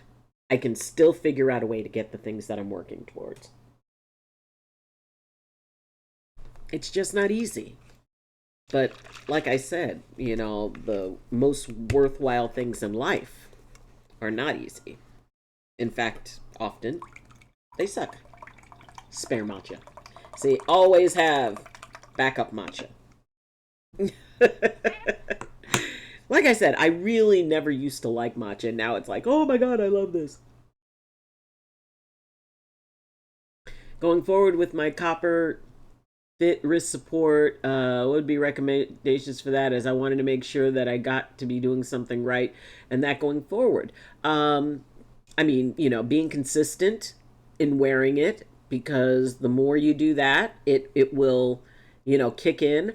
I would recommend like having like little breaks from it, like maybe wear it for 4 hours and then taking it off for 30 minutes. Because, and the reason I say this is because, if you have something constantly going into the body will, after a while it'll go, okay, well, now I can ignore that. It's sort of like most people are not aware, like fully conscious of the fact that they're wearing clothing. And it may sound a little bit weird, but the idea of walking around in clothes as you go through your day, your brain is not constantly saying, there's something touching me, there's something touching me, there's something touching me. The brain goes, oh, okay, this is clothing. It's like when you first get dressed in the morning, your body is aware that you have clothing on. But as you go through your day, it goes, yeah, that's clothing. We know that sensation. We don't need to respond to it. Because light touch is a sensory response that is a part of our survival tool. Because that way, oh, there could be a risk. Pay attention to that. So I would wear it for like 4 hours and then take it off for a little bit and then put it back on and see how that works for you. And but no, it's fine. You'll be able to do that, and then maybe some very gentle movements. It's like, since you're working with your ankles, gently point your toes down and then gently bring them back up again, and then do like a circle in each direction. Point down, point up, circle right, circle left. And then just whenever you think about it, do it like 3 times. And what that's going to do is that's going to bring in mobility, which whenever we move a part of our body, what it does is it's a part of pumping out toxins and allowing, oxygen and nutrients to come into that area. Plus, it allows the tendons and ligaments to be able to get back into normal function. Let's see. By knowing right now doing something right means that I can have a hope of knowing I'm doing everything right. that will eventually heal, but understanding it's only a bigger chance. Otherwise, me guessing. Yeah, I mean, you know, even baby steps will get you to the top of Everest. It takes time. And, you know, when you tell somebody, it's like, well, you know, the healing process for this is about a year. And they get that look like, a year?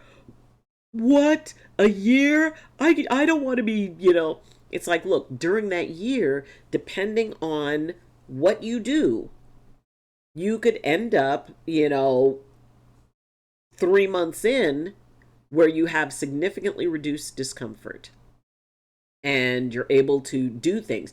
Are you totally healed? No. And you are, you know, your body is in a healing mode.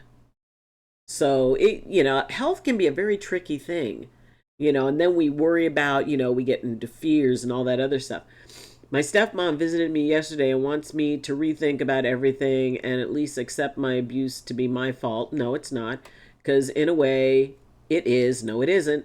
I didn't have the guts to stop or say no or to get away. So, no, it's not. Like I said before, someone else's choices are not your responsibility. And if there's somebody who's telling you it is, they're not telling the truth. You know, sometimes it is so much easier to believe negative stuff that people say about us because we have a hard time believing positive stuff about ourselves. This above all, to thine own self be true. And, you know, and Sam, I mean, if you were talking to somebody who had been in a situation similar to yours, would you tell them that it's their fault? Would you tell them that, you know, oh, well, if you didn't have the guts to stop? And I will say that I have some firsthand experience in that. And I also have firsthand experience in spending decades thinking somehow it was my fault. I had to have done something to inspire that. And no, it was not my choice. It was not my fault. And that person knew they were doing wrong. They knew it. That was not your job. And it is not your job, especially when you're a child. So no, none of that is your fault. Unless you're the one who wants to make it your fault. If you want to make it your fault, you can. That is a choice. You can choose to say, yep, it's all my fault. But the thing is, how does that serve you? Where does that get you? What is, you know, other than feeding into a negative impression of, and some people get very addicted to feeling bad. And in fact, if they're not feeling bad, they find a reason to feel bad. They will look for reasons to feel bad. They will look for reasons to, you know, to believe the worst things about themselves. And it's everybody's right to do that. And if someone is determined to do that, then it's like, well, okay, if that's your choice. But it does always come down to choice. You know, and no one can make anybody choose to believe anything different about themselves. And that's where the rubber hits the road. That's where it gets very tough. Because sometimes it can be very hard to change our mind about ourselves, about what we believe about ourselves. And you can have people saying the nicest things to you all day, every day. And unless we choose to think better of ourselves, unless we choose to treat ourselves like we would treat somebody else. Most people say the most horrible things, you know, if they get into, you know, really beating themselves up. They will say the most horrible things, but they would never, ever, ever say it to somebody else. And it's like, well, why is it okay for you to say it to you and it's not okay for you to say it to somebody else? Well, I don't want to hurt their feelings, so you want to hurt yours? You know, how are we served by being less? And some people believe, well, if I constantly beat myself up, then when somebody else does it, it doesn't hurt as much. I disagree. I think it still hurts. It hurts in a different way.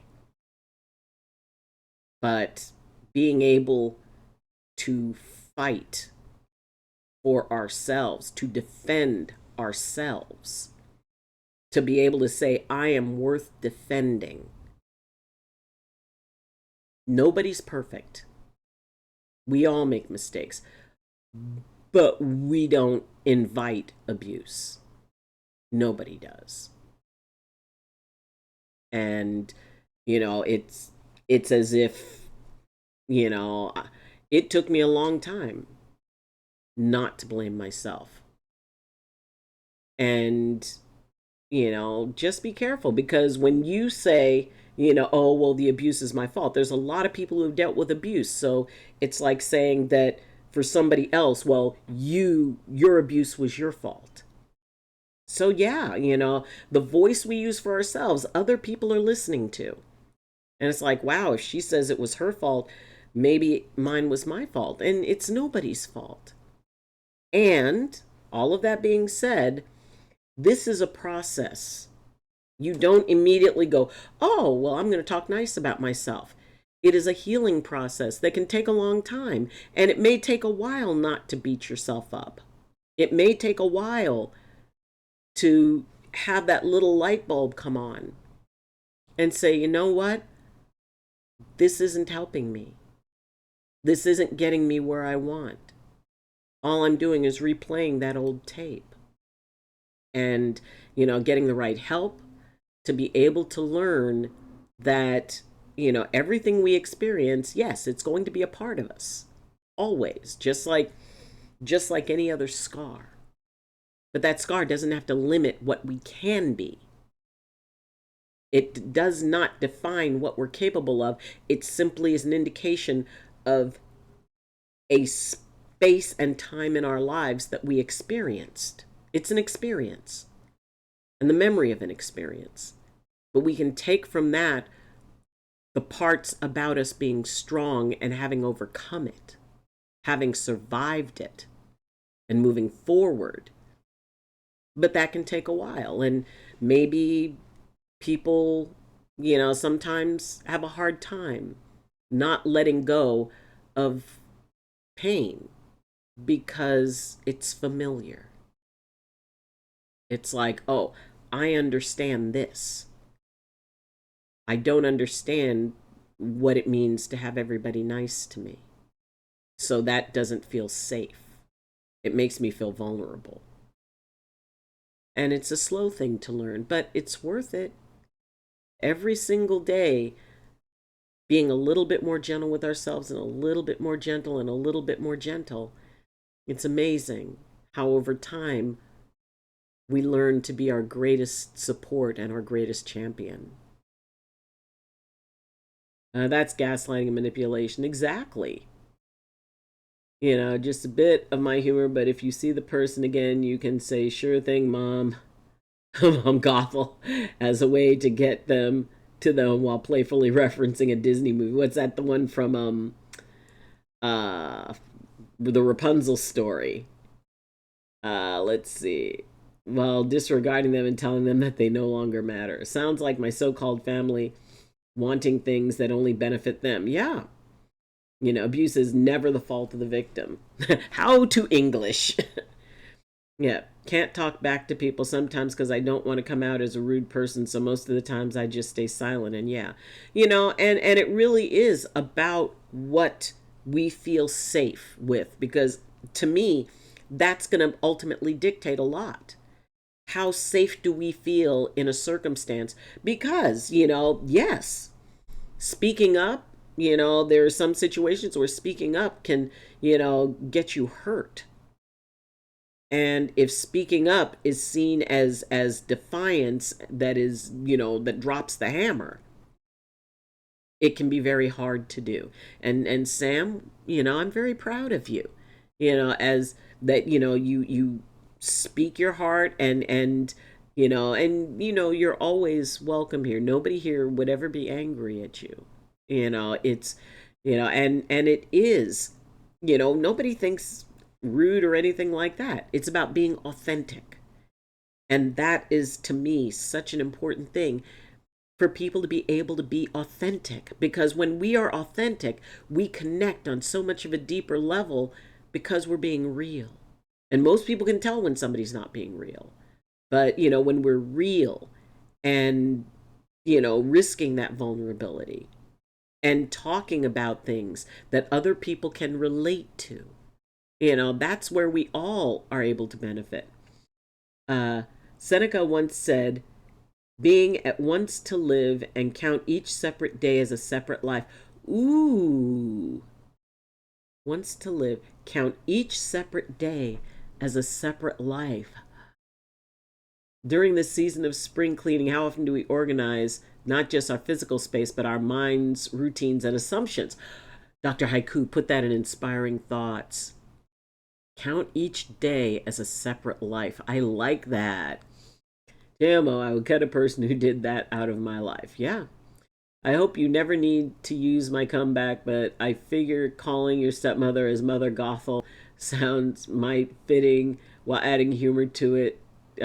Respect for that I get abuse is not a joking matter, but it seems like that I do in that scenario. Yeah, and different people go to different things. I got that from a newsletter. I thought it was good food for thought. It is an amazing one. In a way, she's right, though, right? Nope. I mean, I didn't say no. That doesn't matter. You were a child. I wasn't able to stop it or get out, and that gave them the advantage, and to them it just to help me in a way I still don't get in the ways it helped me. It didn't. Well, okay. Again, it takes a lot of pressure to make a diamond, and the finest steel is forged in the hottest fire. And the main thing, and I find in a lot of cases, the number one thing that the person wants to do is turn you into someone like them. You didn't allow that. So no matter what they did, they never achieved the thing that they wanted most, which was to turn you into someone like them.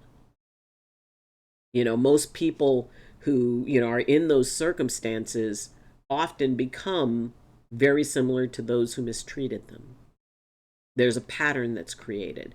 You did not allow that pattern to be created, no matter what.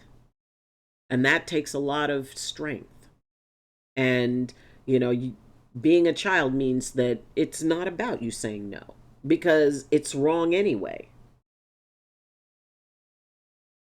I barely talk to her or even consider her as my mother. She's not really my mother, so good. Sometimes light is disguised as darkness. Absolutely. Okay, now I go back to sleep. Everybody welcome in my wonderful J Stun Z, my moderator supreme, the king of New York, the reigning monarch of Staten Island, and I will hear no argument to the opposite, who is my OBJ Stun Zobi in all things, from driving a bus, to playing games, to working my computer, to figuring out OBS. All things. And he makes an awesome pizza. Wake up, Jay. COVID. Yes, he is dealing with that and getting better each day. True, but you get the idea. I'm trying to make an effort showing I care, and sometimes a good comeback is the one most prepared for, so take it as you will. But again, just trying to show I care with a side of my humor. Apologies if it was wrongly placed. It's okay, sweetheart. You're fine. What if they try to tell you that they have changed in a way? Nobody tells you that they change. They show you that they change. People can say anything. It's what they demonstrate. Actions speak louder than words.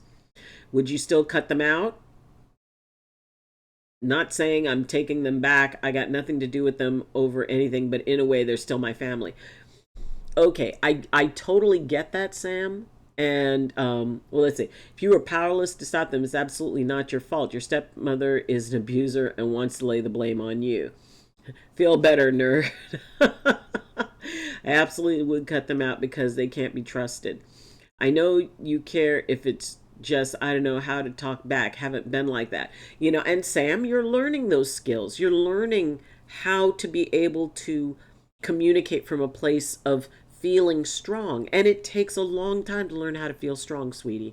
You have come a very long way since, you know, you started in the stream.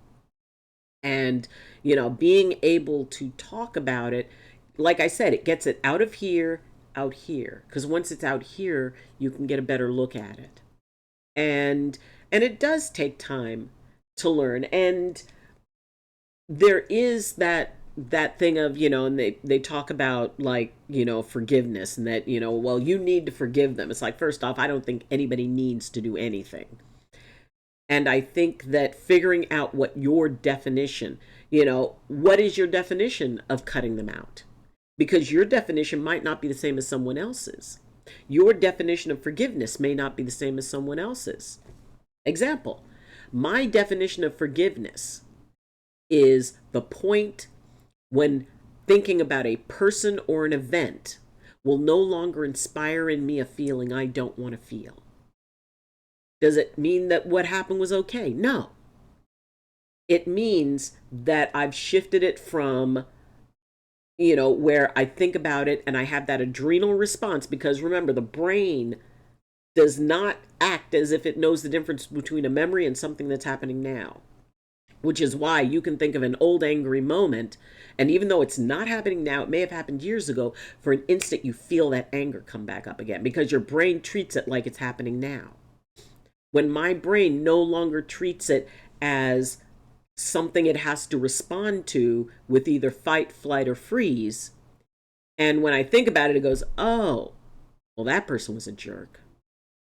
But then I go on, and I don't go into that adrenaline response. And that takes a long time. And everybody does the best they can with the tools they have. Some people just have minimal tools. So the idea that you work on you. You work on, you know, finding that peace within yourself. Because then whatever happens with them no longer matters. Once you work out the stuff with you, and I know you're doing it, I know you're working on that. And there's a lot to unpack there. So, you know, and I'm so glad you're working with your therapist, and, you know, you're getting that help. You've got those resources available to you, but it's a long run. And being able to reach that point when what you do is what feels right for you, when you are in that place of choosing, you know, and even, you know, with what everybody would say to you, ultimately what anybody says to you doesn't matter as much as what you say to yourself, what you decide you want your path to be, because that comes from that place of empowerment. Let's see. Confidence and maybe some practice with AI talking in touch of creativity is highly recommended for that. Like there's a way to talk to an AI to build that confidence up. I mean, that's an idea. I did cut them out. Like, I don't talk to any talk or anything, but sometimes they get to know things and want to visit and stuff. I can't stop that, because then I'll be seen as a drama queen rude and stuff. You know what? You know, and that's another scary thing for me. I've always had these thoughts of AI might take over humanity, and it sounds crazy. I mean, it's not crazy. I mean, you know, the whole Skynet thing. And believe me, Sam, there's a lot of people who believe as you do. So, and since it's a future thing, none of us know. None of us know what tomorrow brings. So, you know, in a universe of infinite possibility, it could be Skynet, or we could all end up being Middle Earth and living like hobbits. Or the alien overlords show up and put me in. I want to be in the galactic zoo and travel to all kinds of different planets, so that way I could just sit, entertain, and go from planet to planet and have people watch me and all of this other stuff. I could live in an intergalactic zoo. Frankly, I'm good with that. You know, it's ultimately your choice and perception of how. Ever I advise to rethink about it. If someone mistreats you, then if they matter at all to you, you justify thoughts about them, because That means they're winning without trying. You can have your feelings, but ultimately by bringing the undeserving mother up, that's your choice, and bring up those hard memories and letting them go. Yeah, and like I said, it's a very, very, very hard thing to do. It is overcoming a memory, especially when it's related to a survival instinct, when it's situations that kick in the adrenal system, when we justify it in our brains in a particular way. It's the story we tell ourselves. And it can be so hard. It can take years to change that story. And just because somebody else's story went a little bit different, it doesn't mean that your story has to follow their path. Ultimately, you will do what you choose to, because it's not so much what you choose, but that it's your choice. You could make a choice that everybody around you disagrees with, and believe me, I know what it means to make choices that everybody around you disagrees with. And even if everyone disagrees with it, if it's your choice, own it, claim it. Because that's the one thing that in situations like that, the first sacrifice is choice. And once we learn that we can get choice back, that opens the door to other choices. But the first one is choosing to choose. And that can be a really, really hard thing. So you take your time. Take your time. If something doesn't feel right or doesn't feel comfortable, don't do it. Figure out. It's like, because in that moment, it's a choice, and it's not about a good choice or a bad choice. It's simply a choice. And if that's the best choice to make in that moment, that helps reduce the stress.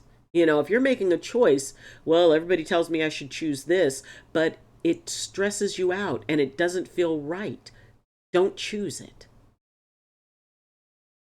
Go with what you feel right with. Go with, in this moment or in this circumstance, this is the most comfortable choice for me. Because later you may make the same choice or you may make a different choice. But the first step is just getting used to choosing, because you had that taken away from you. So becoming comfortable with the idea of choosing, whether it's choosing what you want to eat, choosing to paint your nails or not, choosing what pajamas you want to wear, figuring out how to choose. And, once you get good at some of the smaller choices, then you can work towards the bigger choices. But, like I said, you work with your therapist, and learning how to gradually reclaim comfort with choosing. And you can do it, sweetie, you'll do it. But, no one's walking your path. There are some who have walked similar paths, but no one's walked your exact path, just like you haven't walked anybody else's exact path. So just consider anything you hear, including from me, as just an offering. We offer you our opinions. And that's based on our stories. That's based on what we've experienced. But sweetie, you're the main character.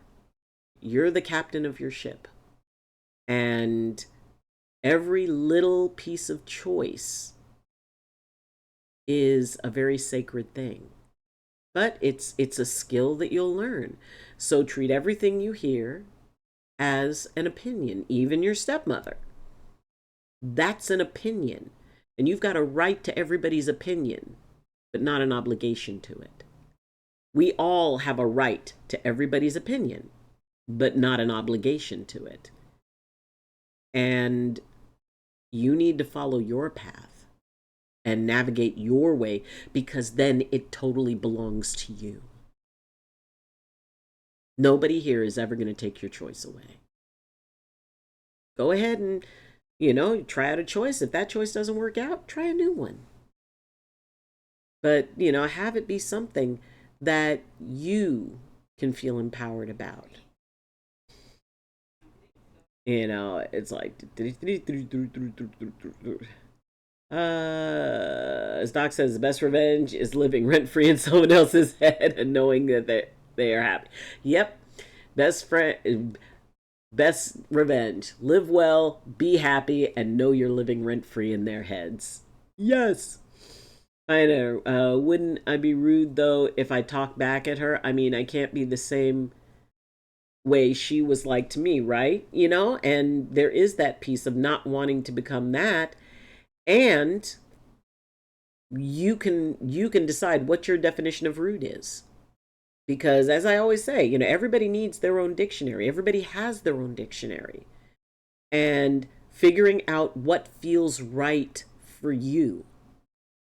What is your truth? It's like, when people stay in toxic relationships and it's like, well, you need to leave and you need to do this and you need to do that. They don't need to do anything except what feels right to them. And whether anybody else understands it or not, it's like, it is about choice and learning to choose. Learning how to be comfortable choosing. It takes a while. It's true you shouldn't sing to your level, but they shown they don't value you while being respectful. It's a good thing. It doesn't mean you should be defenseless. Sometimes matching rudeness with rudeness is the only way to get through to them. The movie was Tangled. Yes. Let's see. Talking back is not how I would frame it. It's always okay to let someone know that something is affecting you in a negative way and that you choose not to allow that any longer. It's important not to internalize things that are toxic to you and to nurture the things that help you grow. Ding, ding, ding. Dr. Haiku, you be spitting the straight facts into inspiring thoughts. I just want to thank you in chat for not feeling bad or annoyed with me. Never, sweetheart. Venting and open with me to help get things out. Thank you for helping me have a family here. I really owe you guys so much. Sweetie, you give as much as you get. You're a part of this community. You're a part of this family. And there have been times when you were there for other people, offering encouragement, offering, to listen. So, everybody is contributing, and that includes you, hun. Let's see, Mother Gothel was a lying, gaslighting, manipulative figure, was unfitting for Rapunzel, and she wasn't the real mother figure, yet she was like, oh, you can never leave, you won't survive, and so on, yet it took her to leave against her wishes now to get past and discover the truth. Yeah. Why should we be abusive to others just for the fact that we've been abused? I feel like it's not bringing me or making me any better. You know what, Sam? There is definitely a wisdom in that. And like I said, their main goal was to turn you into someone like them. And a part of your journey and a part of your growth is being able to find a balance point, instead of like all or nothing. That there's a balance point in there and you'll find it. You'll figure out what feels right to you. And it may be like on a case-by-case basis. But, to really consider, okay, is this, bringing that energy within myself? Do I feel? Because the only thing that matters is how you feel about it.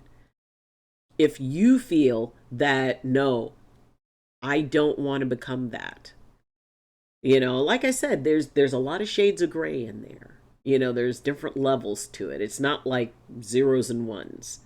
But that is a part of your journey, figuring out where that balance point is, and you'll find it. Remember, the blood of the covenant is stronger than the water of the womb. Jamie, put that in inspiring thoughts because, and it is that saying that blood is thicker than water. That's not what the saying is. It's exactly what Jamie said. The blood of the covenant is stronger than the water of the womb, which literally means the opposite. That, the commitment you have with people in your life, whether they're related to you or not. A covenant is a promise. It's like a fellowship. And you know, the blood of the covenant, the blood of the promise, the driving force, the life force of the promise. And you know, the fellow, as I said, the fellowship is stronger than family. And I think, you know, it's like, I think everybody has those situations where, you know, they may have family who are, you know, connected by DNA, but not by heart. They're not, you know, they're not your heart family. I found with my abuser that being passive and agreeable was seen as a weakness. The first time I stood up to him and said, "How effing dare you?" he started to back down. Yeah, you know. So there's also a YouTube vid on a channel, uh, Cinema Therapy, about the movie Tangled. I recommend watching it. I put it in the book game recommendations. Thank you for putting that in there. But yeah, highly recommend Cinema Therapy YouTube channel. Oh, Cinema Therapy, like movie therapy. Oh, that's cool. I'll have to look that up. If you're trying to comprehend things about mental health while enjoying reviews of a movie showing the examples of those scenarios, you need to understand. Apologies if I've butchered spelling the channel name. Don't worry about it. By the way, thanks for the gifted sub. I can be relieved of the pain of ads. Yes. I'm sorry, I just feel like crying again. It's okay. As Gandalf said, not all tears are evil. I just don't know how to thank you guys. Talking about it is just a lot for me, and I'm still trying my best to be open about it. Sam, you're doing an amazing job. You're being very, very brave, and, you know, and I'm very, very proud of you for that. And, you know, and this isn't a sprint, it's a marathon. And being able to, you know, just kind of open up for that. Oh my goodness, probably unmotivated. 300 minutes. Oh, welcome back, my dear probably. Hello, how are you, my dear? I hope you're walking gently with the world, and I hope the world is walking gently with you. And thank you so much for the biddies. You know, but you know, and Sam, all crying is a connection. It is a release. It's a surrender. It's being able to, what's this button do? Dr. Haiku, thank you so much. You always own the option of having no opinion. Yeah. There's never any need to get worked up or trouble your soul about things you can't control. These things are not asking to be judged by you. Leave them alone. Yes. Discord. That is, I mean, and I love that. I love that. You know, yeah, these things are not asking to be judged by you. See, that is such a powerful piece of that. The things that we create a story about, they just exist. They're there. I talked about it in the book I wrote. Yes, I wrote a book. Just in case anyone new is viewing. Yes. You know, it's thank you for taking care of that, Fire Netter. Oh my gosh, King Gaming, hi. Madam Sargas and 25 biddies. Oh, and the little shamrocks. Oh, thank you, sweetheart. Thank you. That's so nice of you. I appreciate that. Hello, welcome. I learn something new every time I show up here. Oh, well, you are contributing, my dear. That's not the intent of the quote. It's basically saying that those things happened. You can't change it. You can very much do things about how you think, act, respond to that kind of thing in the future, but the past does not have to define you. Abso-freaking-lutely. And, you know, I just can't get myself just to forget or ignore a few things, just coming back over and over again. It almost feels like I'm stuck with it, if it makes any sense. Yes, that's called post-traumatic stress. And it takes time to be able to learn how to gently step off the loop, to take that tape out of the tape player. And it can be a very challenging thing. And the process of learning it, once you do get that skill down, and it takes a long time to practice this, and piece by piece, but once you do, you will have it for the rest of your life. You'll be able to call upon that. That will become one of the tools in your toolkit. And you're strong. You'll be able to learn that. And it's the fact that you're willing. I'm well, you can call me Vate. Oh, hello, Vate. What does fun do? Let's see. Most of the times I'm just seen as the one who's been abused or just being a victim and stuff when I don't feel that way at all. I feel like being a survivor, but I'm able to properly let people know about it. I mean, and that's true. And I'm very glad that you are not defining yourself by that particular chapter in your life, that particular aspect of your life. That is one aspect of your life, but there are a whole lot of other parts of you. And, being able to find balance with both of those things, it's like walking between two worlds. Every single day, you're learning new skills, you're learning new tools. Your toolkit is getting so much bigger because there's more ways that you have. It doesn't mean that anything goes away. It's just what you choose to do with it, the story you choose to attach to it.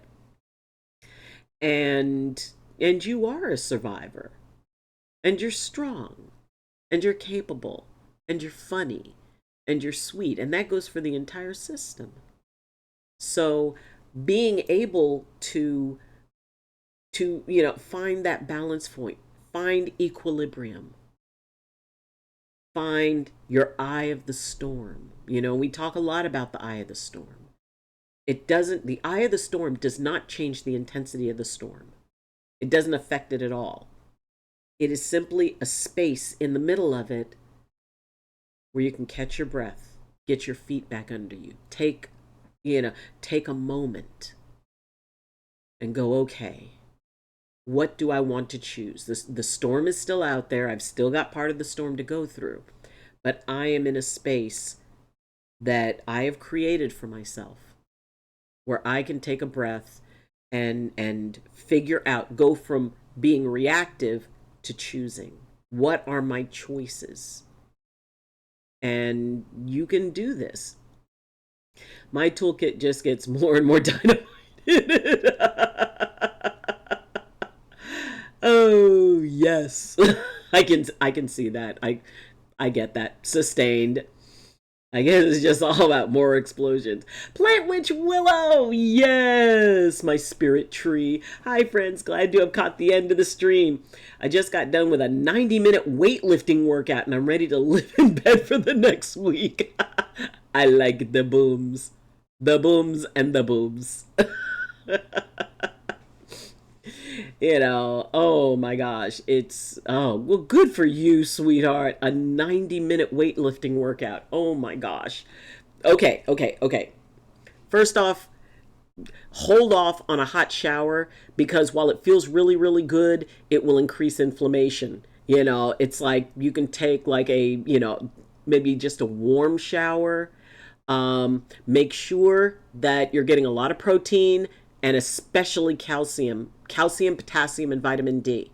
Calcium, because when your body starts dipping in calcium, what happens is your muscles are more prone to, the doctor word is hypertonicity, which is, your muscles tighten more when you have a calcium drop. Potassium and vitamin D help your body to access, it makes the calcium bioavailable so your body can process it. So, hydrating, calcium, potassium, vitamin D, and protein, especially before bed, because when you're doing like those weightlifting workouts, a lot of times you don't realize it's like, they say feel the burn. That burn is little micro tears happening in the muscle tissue. So that's what that burning sensation is. So the thing is like, when you're working on that, and you eat the protein, especially right before bed, because when you sleep, that's when your body goes into repair mode, and it uses protein to repair tissue. Yes. Oh, it was leg day. Oh, Vate's got leg day down. Awesome job. Yes. Vitamin D. Yeah, I've never liked that one. You know what? You go sit in the Punderdome with the puns. Thank you for the tips, Doc. I definitely have plenty of it, so we'll look into those. Yes. And, I mean, it really is. I am so proud of you because, when people take the time and make the time to do things to take care of themselves, whether it's working out, whether it's doing something relaxing like art, whether it's, when I was living on the mountain, I would just go and sit by the river. And I would sit and I could spend hours just sitting by the river with my dog and my cat and watching everything go by. And if there was something that was really weighing on me and weighing on my heart, I'd picture it like one of the leaves that was in the river, and I'd just watch it float away and head all the way out. The first thing is determine whether you feel that way because of the way you view yourself when you are around those people, or is it something they're projecting onto you? Maybe it's just me, but I feel like once you can build up your own self-confidence in who you are to yourself, there is not a being in the universe that can tell you otherwise, but it still feels like there's some work to be done you, with you as yourself and the things that happen and how you feel about it. Yes, abso-freaking-lutely. And, definitely spot on. And also, keeping in mind that most people have a certain level of empathic ability. And a lot of times people get empathy confused because they think it's only about emotions, which it's not. So you can check over on my YouTube page. I did an entire year where I talked about empathy, being an empath, and what it really means. And what it really is the ability to resonate at the frequency of anyone or anything. And the anything is important. Anything that has a frequency, which everything has, like, an electromagnetic subatomic particles floating around, all of that stuff. And one of the problems when we are highly sensitive, because emotions, that's one of the main ways that people demonstrate energy, which is probably why empathy got, tied up with emotions, because that's how most people show their energy. And they express their energy is through an emotional reaction. So when we have a sensitivity, when we are able to resonate at that, especially if it's not conscious, if it's not something, because honestly, you can turn it off. And, and I talked about that too. You can turn off empathy. You don't have to utilize it. It's just the empath part of you, that's all it wants to do. And it can be difficult. The first time I actually learned how to turn it off, and I'd been an empath my whole life. When I turned it off, it was almost horrifying because I suddenly felt so alone. And all I wanted to do was reconnect. And it took me a while to be comfortable in the silence. It's like, who is an empath when they're alone? And when we are an unmanaged empath, that means whatever, if somebody is judging us, then there are two people judging us because we are resonating. We feel what they feel as if it's our own feeling. And yes, the opposite works. You can project empathy and have somebody else feel something you want them to feel as if it's their own feeling, which is why the most destructive empath is the narcissistic empath who knows that they can do it.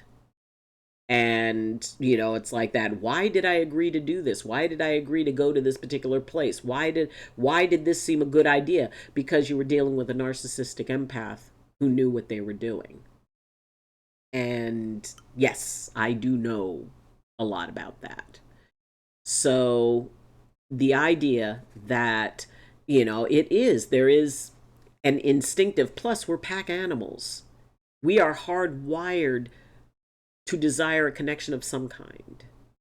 Which, if that weren't true, why is it so many cultures that had absolutely nothing to do with each other have as one of their worst punishments to be shunned, to be exiled, to be removed from the group? So, it can be a very challenging thing. But just because something's challenging doesn't mean it's impossible. It just means that we might have to let go of some of our old stories to make room for some new ones. And if you're going to tell yourself a story, You're making it up anyway, so why not make it one that makes you happy?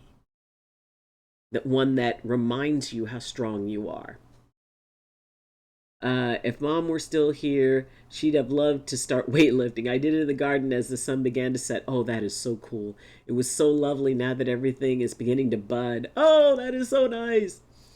I'm definitely going to have to thank Ripped Redneck for this raid. I love your channel. Oh, Madam Sarcasm, I love you too. Yummy. Mom just made a hamburger. Yes. Oh, hamburgers. Did you put peanut butter and jelly on it? Okay. I know. PB&J hamburger. I resisted it. I was not keen on that. And Jay talked me into trying it. I tried it, and y'all who have been around here, you know that I've eaten some of the most bizarre things on this stream. But I really hesitated with that one. There were two things that I really hesitated on, and that was one of them. And I tried it, and it was like, I couldn't define the taste because it felt weird. It was almost like, well, it tasted like this, it tasted like that, because it tasted like something I had never tasted before. But I liked it. And it was like, okay, this is actually not bad. Seneca's line was that we suffer more in imagination than in reality. Absolutely. Marcus said to lay things bare and strip away the legend that encrusts them. If given free rein, negative thoughts and emotions will behave like uncaged beasts ready to turn on you.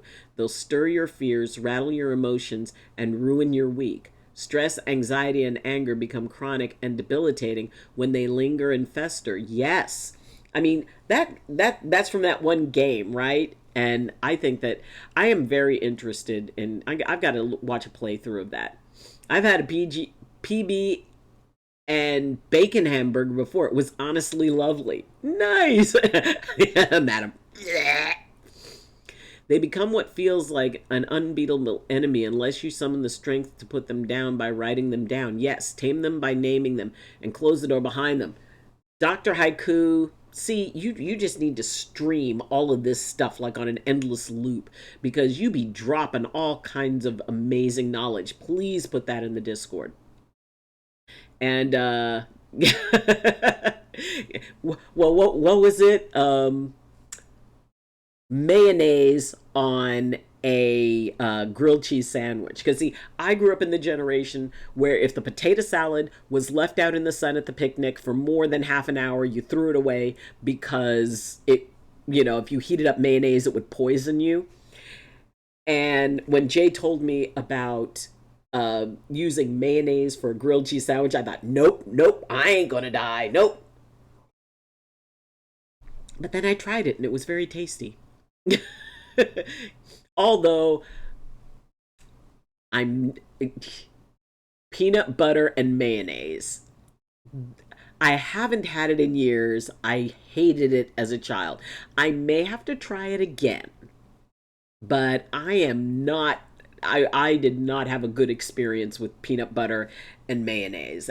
If anybody out there has had peanut butter and mayonnaise, is it still nasty?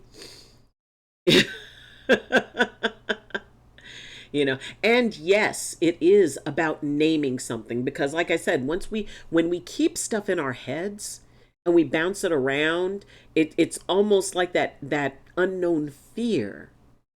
But when we get it out, when we write it down and we read it, or we look it in the face, a lot of times it's never quite as bad as it is while it's magnifying in our own heads.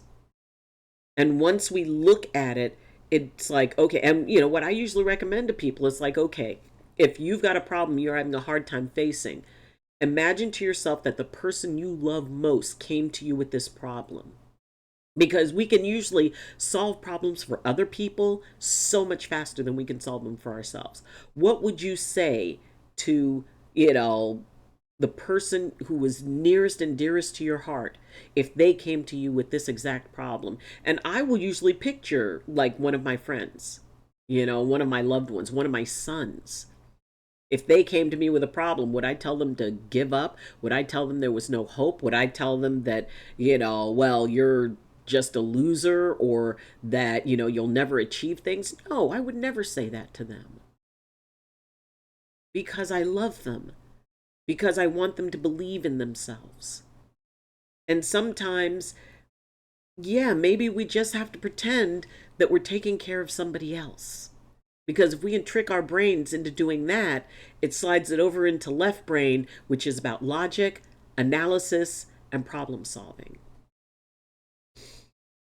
It is. And once we name something that is bothering us, when we can identify it, when we can go to the core and the heart of what really is the issue. I had it plain as my stomach wasn't adventurous with the gas I had this morning. Well, that's okay. The closest I've come to a hamburger with a donut bun. Madam Sarcasm, I've never had that, but I'm intrigued. I got a horse and named it Mayo. Sometimes Mayo nays. Punderdome. That goes to the dungeon underneath the moat. I mean, I still agree, gotta be better than that. SpaghettiOs and hot dog yellow. Time for the warm shower. I'm absolutely exhausted. I hope you enjoy the rest of your stream, lovely fair humans. Oh, you too. And again, so proud of you for what you're doing. My ex loved PB and Miracle Whip. I don't know. When I was little, I hated peanut butter and mayonnaise sandwiches. And yeah, I mean, looking back, I understand that, we didn't have a lot of money. My dad was military. He was away all the time. My mom had 4 kids that, needed caring and needed food. And that was an inexpensive way. I mean, Lord knows groceries were a lot less expensive in those days. But, I know it was but oh my God, I hated those sandwiches. Although I probably should try it. Maybe I'll try it on stream to see if it tastes any different. In the same way you hit the brake when you're driving when you see a yellow light. When you put feelings into words, you seem to be hitting the brake on your emotional responses. Big brain. Putting our feelings into words helps us heal better. If a friend is sad and we can go get them to talk about it, it'll probably make them feel better. Exactly. And, and this is the example that I usually use. It's the game that I learned to play was, and that bothers me why. And the example that I use, it's driving along the freeway and someone cuts me off. And I mean, we've all had that happen. And it's like, oh my gosh, I'm so mad. Well, why am I mad? Well, I'm mad because they cut me off. Okay? And them cutting me off made me mad because it was disrespectful. They acted like they didn't care about me. Okay? Them not caring about me upset me because I know what it's like to be treated like I don't matter, and I don't like it. And people treating me, the times I've been treated like I didn't matter upset me because, maybe because there was a part of me that wondered if they were right and I didn't deserve to be treated better. See, so it didn't have anything to do with the person who cut me off. It had to do with the story I attached to it, based on a memory of, I don't like how it feels to be disrespected, because deep down there's that part of me that thought maybe they were right. So, and then at that point it becomes my work. At that point it becomes that internal thing. It's like, okay, now that I know really what's upsetting me, and I got into the practice of doing if somebody did something, if somebody said something that upset me, it's like, okay, and I'm upset at what they said because, and then, I take it to the next level and next level until I reach something that rings true, until I reach that place that I'm trying to hide from. And once you get used to practicing that, it can be really amazing, because then we get to the heart And at that point, you start seeing the patterns. It's like, oh, wow, someone else they were talking about, they said, oh, it's like, my friend's watch. And I said, well, what do you mean by that? And they said, well, my friend was wearing a watch. And I thought, wow, that's a cool watch. That watch looks familiar. Oh, that watch, it looks just like a watch that my ex-girlfriend used to wear. Oh, my ex-girlfriend cheated on me. My ex-girlfriend disrespected me. I'm now mad at my friend. And it's like, but it was a watch. It wasn't the watch. It was the story that got attached to it based on a memory. And it is so interesting when stuff comes into the right brain first. It's like, it's like a big puzzle. And, what we know is the pieces in place in the puzzle. But there's some times when there are pieces missing from the puzzle. And those spots where what we know is missing, we put in what we believe. We put in a story because we want a complete picture. But if we can't get what we know, we'll shove in what we believe, which is what we think other people are thinking, what we think other people are doing when we're not around, what we think that other people think of us that is not kind. Or it's like, well, they don't really like me. Or, I walked into the room and somebody laughed and we automatically assume it was about us.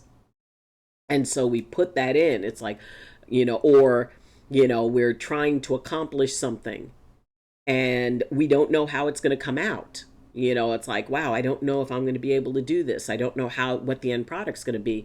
And then because those are like pieces that are missing from the puzzle, and we can either put in pieces that say, well, I don't know how it's going to work out, but I know I'm going to do my best. So I'm sure it'll work out, and create an entire picture of what we want, what the goal is. Or we can take those gaps and go, this is never going to work. I'm not going to be able to do this. Everybody says that, I'm not smart enough. I'm not talented enough. And my family told me it was a dumb idea. Then when you fill that puzzle piece, the image you get is going to be affected by that. Going back to that statement, we often find what we're looking for. Let's see. Cutting me off makes me mad because you could cause someone to get hurt. Exactly. Sorry, I have just been crocheting. Oh, well, ooh, what are you crocheting? What's going on? Is it a scarf? Is it a mitten? Is it baby booties? Is it, a blanket? I love crocheting. I like crocheting. I mean, all I can do is make a scarf. That's pretty much it. Well, if I keep doing a scarf, then ultimately I get a blanket. But but I like crocheting and knitting. It's very soothing. A blanket. Ooh, what colors? Inquiring minds want to know. Take a picture of it. I mean, and it is so cool to have like a meditative thing you can do. Do feel free to post a pic of your project and show and tell. Yes. And however, listen up. Whenever you create anything, whether it's drawing a smiley face on a napkin in a restaurant, whether it's crocheting something, whether it's humming a tune, or whether it's, painting a picture or making a sculpture or making the very absolute most amazing muffins, you are changing the very fabric of reality. How?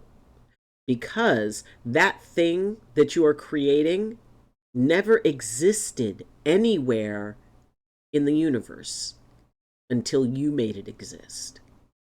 And by bringing something in, you change it.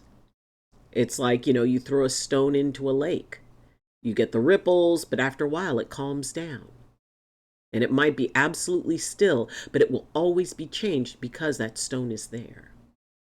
So whatever you create, you change the fabric of reality in the entire universe. Aren't you powerful? Ooh, dark purple. Nice. Yeah, take a pic. I'm still trying to get that pattern.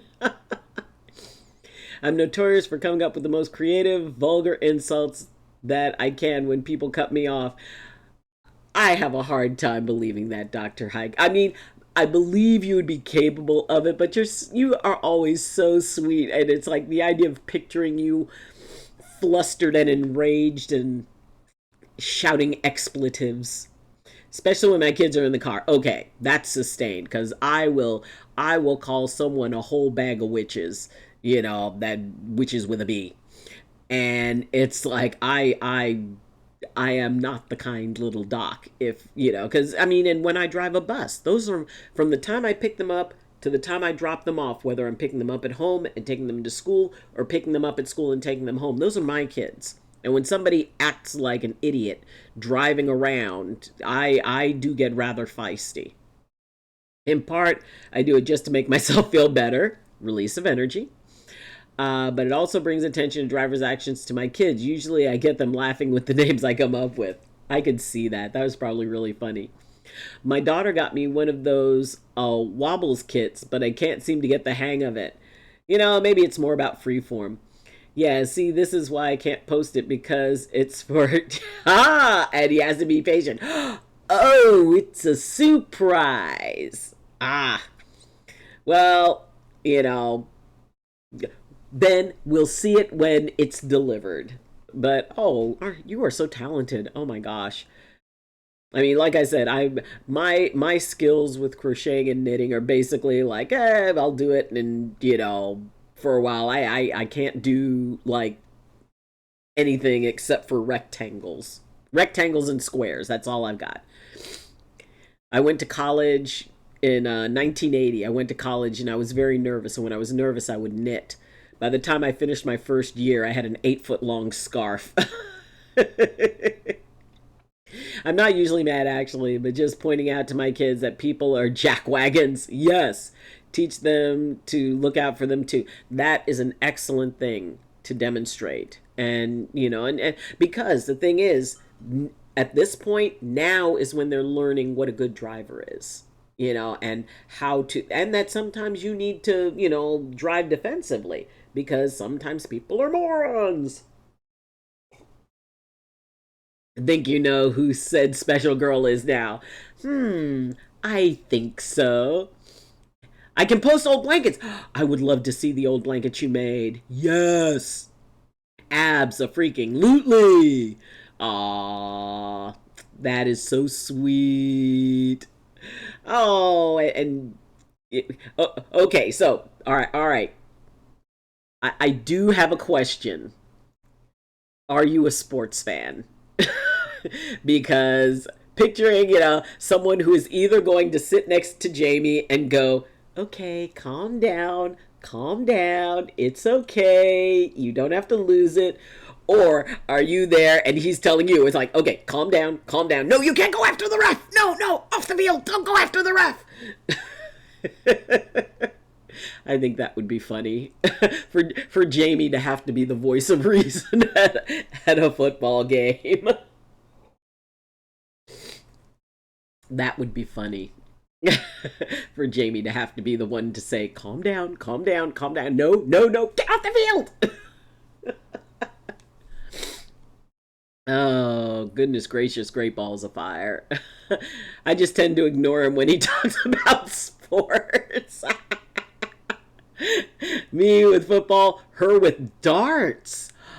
Oh, I've always wanted to be able to be... I just do not have the eye-hand coordination for darts. It for some reason, it's like, I always veer slightly to the side. And then it's like, okay, well, maybe if I aim here, well, if I, it's like, and I over aim and it goes that way, but I try to get in the middle and it goes that way. I mean, I could see, it's like, yes, you get fired up with football, but getting fired up with darts, that's like a weapon. Boom. No using darts on the refs. Oh my gosh. But that's so fun. But it's okay. But well, that means that you're going to be in on when I come to visit. When I come to there to visit, we were going to do a pub crawl, but because I'm old and I can't drink like the way I used to, it's going to be a pub food crawl. So we go to different pubs and we try all of the snacky stuff and go from one to another. God, I used to be able to drink way more now. Now it's like, I look at a can of light beer and I start feeling queasy. So, I mean, I think that's why he's scared if we play darts together, he'll become the target. Yeah, I'm not going to get you wasted at all. Jamie! No, yeah, get me wasted and then pull out the live stream. Hey, Doc, you want a live stream? Sure. No fair. Although I have been known to go into food comas. But, I mean, there is something about. I mean, at some point we do end up talking about food a bit. There is something about, like, bar food and pub food. I mean, maybe it's because it's meant to just kind of be, you nosh with your hands or whatever. I could eat a stupid amount of that stuff. I mean, I don't care if it's just, like chips on the counter or whatever. But, like different types of like pub foods. Oh my gosh. Oh my god. I have like an almost limitless capacity. We go away. Okay, we'll have a pint. We'll do a pint. I do okay with pints. So, and yes, I am someone who likes. Well, I like Guinness, but then I also like Boddington's Ale, which I call blonde Guinness. It's like there's Guinness, there's a brunette, and then there's a blonde. But oh man, it is. It's being able to have experiences. Jalapeno poppers. Oh my god, Dr. Haiku, you're speaking to my soul. Oh, jalapeno poppers are the best. Oh, and especially when the cheese is all ooey gooey and runny. Yes. It's funny because she started getting Chelsea updates on her phone. Oh, my goodness. It's like, man, now I'm thinking about pub foods. Ugh, I may have to order something because it's like, oh, I mean, it's like chips, that's cool. And I started trying like chips or french fries with mayo. And it's like, okay, that's not as bad as I thought it would be. So, but it's like just the finger food, wings and oh my god, Scotch eggs. I love Scotch eggs. They are so good. And I mean, what are some other pub foods, pub finger foods? I know y'all have your favorites. I know y'all have your favorites. Hold on. Pub foods. Okay, let's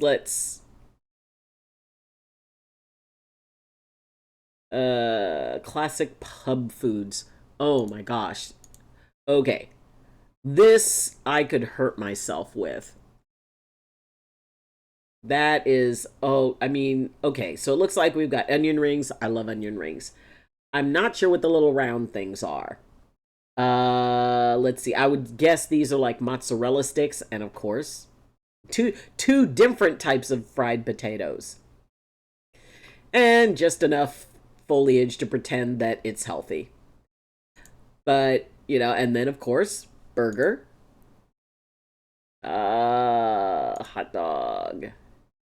See, oh my gosh, it's like, and anytime you mix pastry with meat, I am there. I am totally there. Oh, pub food is the best. But like I said, I could eat a stupid Scotch eggs. Yes, yes, Scotch eggs. That's a thing that I absolutely adore. I would consider donating a kidney for one of those. Oh, fried pickles, fried green tomatoes. D's, yes. Jamie, why do I know where we're going with D's? D's. Hold on, hold on, hold on. Where is it? Where is it? Where is it? There we go. D's, D's. I know. Yes, D's nuts. Little round things, maybe mac and cheese balls. Do you know what? I've honestly never had one of those, but I hear they're amazing. But yes, fried pickles, I've had fried green tomatoes. I bet they are. Oh, mac and cheese balls. Down at the hole in the wall bar where I was in the military, I'd always get a French dip and jalapeno poppers with sweet tea, of course. Sweet tea. Get the sweet tea. Oh my gosh, I am so hungry. Looking at pub foods. Okay, let's see. Let's look at the list of standard pub foods. Let's see this. All right, so we've got nachos, buffalo chicken wings, pub style steak and onion pie. Oh, I had that when I was in England.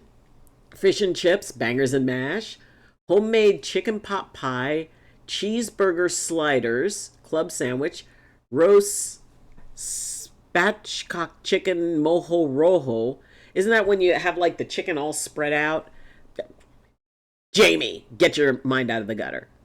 Roasted cod, brown shrimp, and parsley. Larb. I don't even know what larb sandos is. Blackened chicken with beans and rice. Pumpkin nudie. Again, Jamie, I'm watching you. Turkey leek and bacon pie. Game dumplings with mashed neeps. Okay, some of this I have no idea what it is, but I'd be fascinated. They're so good. It's not a doc stream without occasionally wandering into the topic of food. Exactly. I'm innocent, thank you. Excuse me?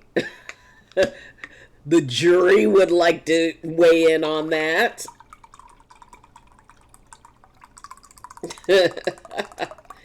Innocent. By what definition? Oh, and I like my matcha with coconut milk.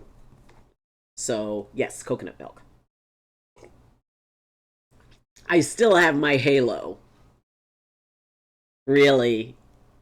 Really?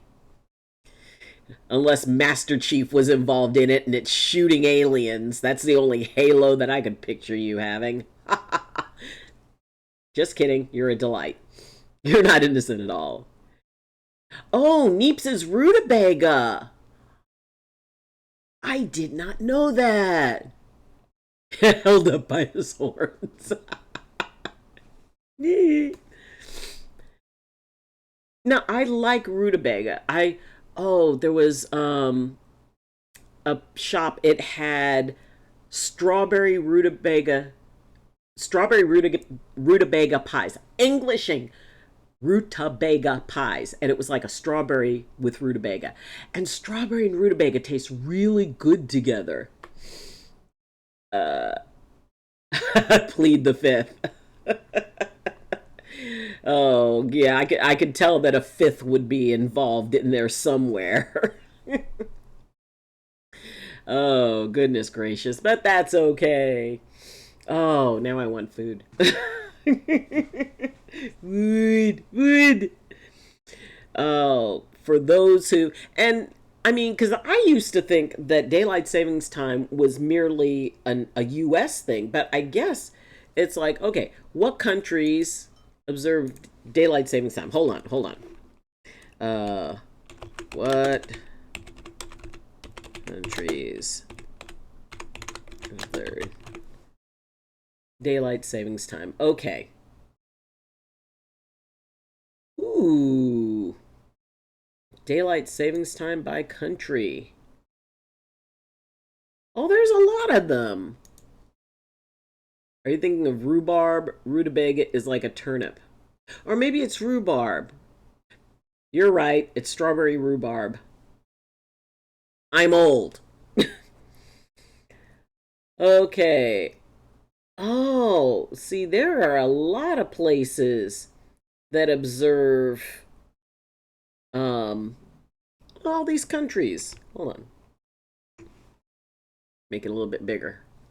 So it's like a lot of places in Canada, Greenland, Haiti, Mexico, uh, United States, except for Arizona, Hawaii. Let's see, no Arizona. The EU, except overseas. Greenland, Jersey, Isle of Man. Oh wow. See, I did not realize that daylight savings time was Australia observes it. New Zealand observes it.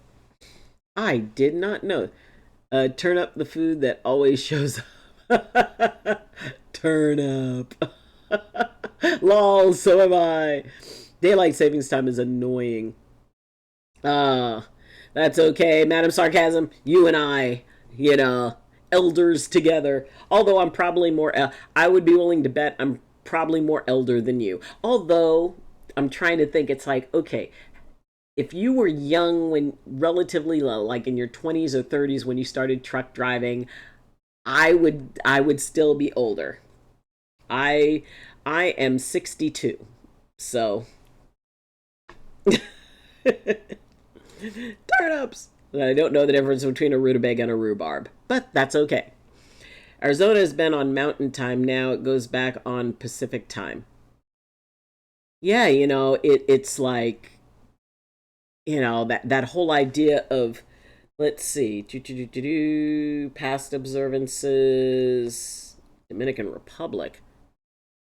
What was the first?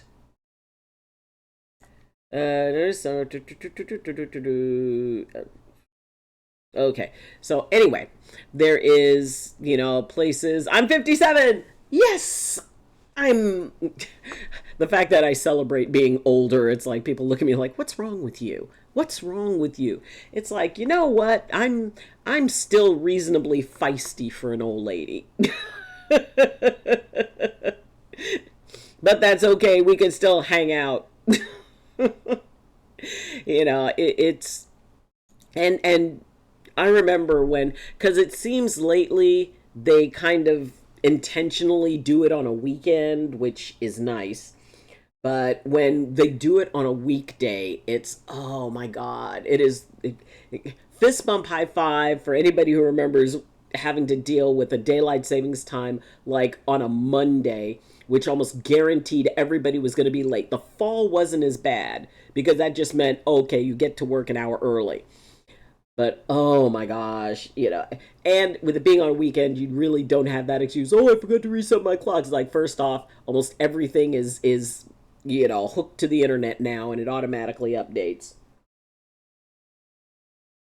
And it's like, oh, the computer says this time, and the clock, the little cheapy clock I have next to my bed says this time.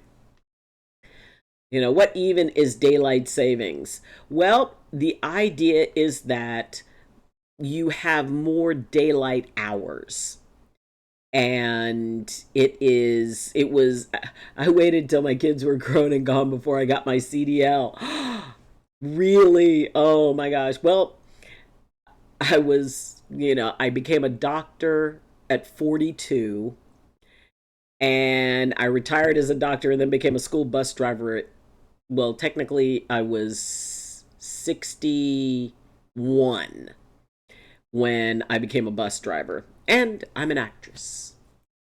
So I'm starting over the whole, what I'm considering the whole second half of my life.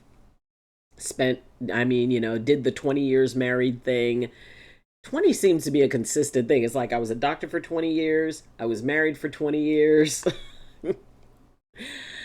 But yes, it is, my boys are in their 30, mid to late 30s, and I'm so proud of them. I adore them so much. My sons, oh, my sons are my heart. My sons are absolutely my heart. And, it really is, when you think of time. And I know that I've got more time behind me than ahead of me. I'm fairly certain of that. And that's okay. I have no problem with that because it reminds me to make the most of the time I have left. Because I mean, I've still got to win a Tony Award. I've still got to win an Academy Award. I would love to win a Grammy, and an Emmy. So I've still got a lot of awards to win. I've still got to get my RV. I've still got to get my Rottweiler, whose name will be Carl. I've still got to voice act for a video game. I've still got to ride the Orient Express and to travel on a luxury cruise liner and to take a Greyhound bus across country. Let's see, Arby seems sleepy today. Yes, I love the theater, but I have a face made for radio. Oh, sweetheart, I'm sure you're absolutely adorable. And, it's like, and I'm sure you have a lovely voice. But, it is. And that's the really crazy thing right now is that, the more unique a look, the better. It's like, people going for those, roles. And, I actually had one that I didn't get. I usually get roles in the plays, and there was one that I didn't get. And now it was only like two guys and a woman, and I wasn't quite what they were looking for. And it's like, I'm not what you're looking for. But then for the same theater, and she goes, but no, you were fantastic. You were fantastic. We just needed a different look. And so I got into a different play for the same theater, and I'm really loving that. And it's, and I'm sure your face is absolutely lovely.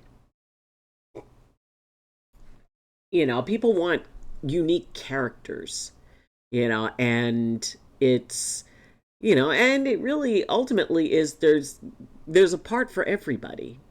There's something out there for everybody, no matter what. And if you're interested in theater, being able to go find it. I gave up a practice. I got rid of almost everything I owned, packed what was little left in the car and in, the smallest one of those little moving pods, and got in my car and drove to New York based on the fact I had come here, done a performance, and fell in love with it. I've always wanted to be an actor ever since I was little. And I always dreamed that that would be something I could do. And now I'm living it. And while I loved being a chiropractor, after 20 years, I was no longer in love with it. And when I did that play here, stepping on an off Broadway stage, hearing the cheers afterwards, and I realized that's what I was in love with. I was in love with that old dream. So if you have an old dream, don't always figure that it's too late. Don't always figure that you can't at least get close to it. Sometimes we just have to blow the dust off some of those old dreams, and, you polish them up a little bit. They're still there. And we're only too old if that's the story we tell ourselves. And like I said before, if you don't know, and we don't know as much as we think, we believe a lot, but as far as what we know, it's not as much as we often think. Oh, I know I'm too old to do this. Oh, I know it would be a bad idea to get into a car with a giant teddy bear and drive across country by myself for a week. And, but I did it anyway. Oh, I know there's, the chances of me being able to get into acting at my age is ridiculous. Well, maybe not so much. I'm working on it. And I know that it's not a sprint, it's a marathon, and I have to prove myself. And each role that I take, and I'm not going to get every audition. And that doesn't matter. It's okay. So, it is about being able to say, you know what? I've always wanted to, you know, bake cookies, or I've always wanted to roll sushi, or I've always wanted to, run a marathon. I mean, yeah, maybe you always wanted to win an Olympic medal, and, maybe that train has left the station a little bit, but it doesn't mean that you can't compete in other things. It doesn't mean you can't win medals. So it is about being able to. That's what I want to do when I retire. Get an RV and just see the country. Oh, Madam Sarcasm, fist bump, high five.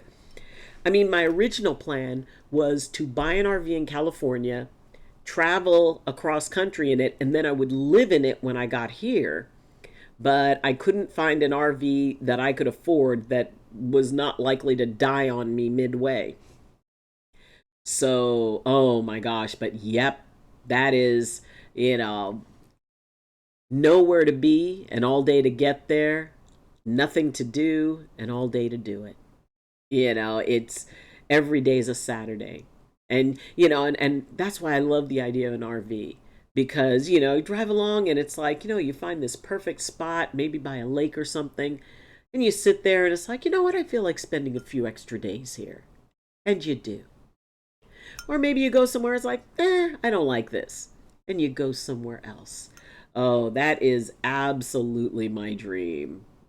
You, me, and a Rottweiler named Carl.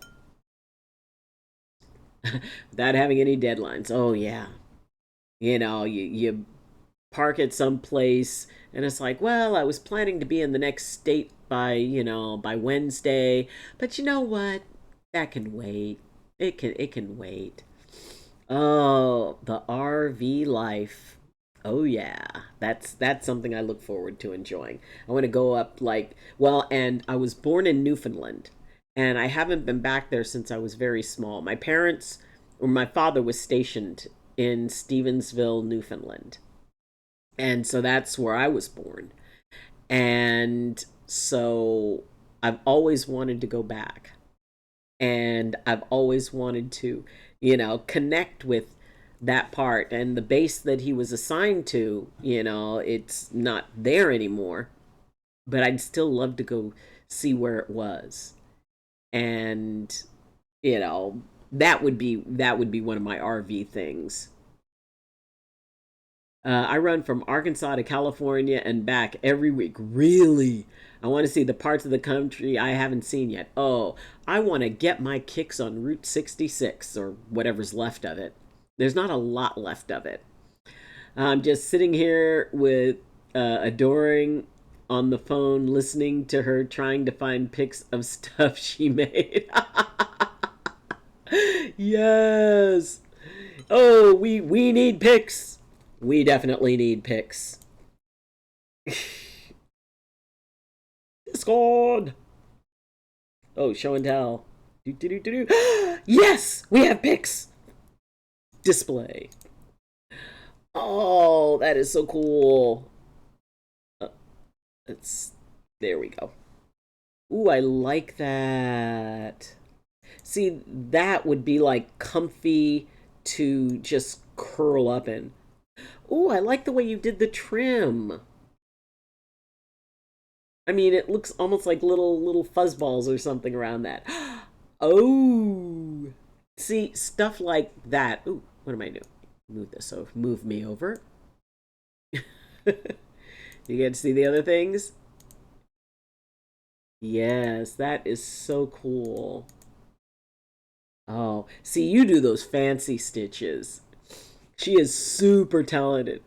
Most of Route 66 is now I-40. Yeah.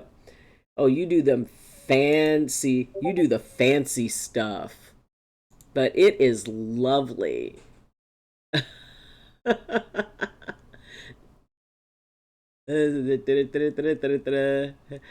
Thanks for that, Jay. She is super talented. Shut up. Well, you are super talented.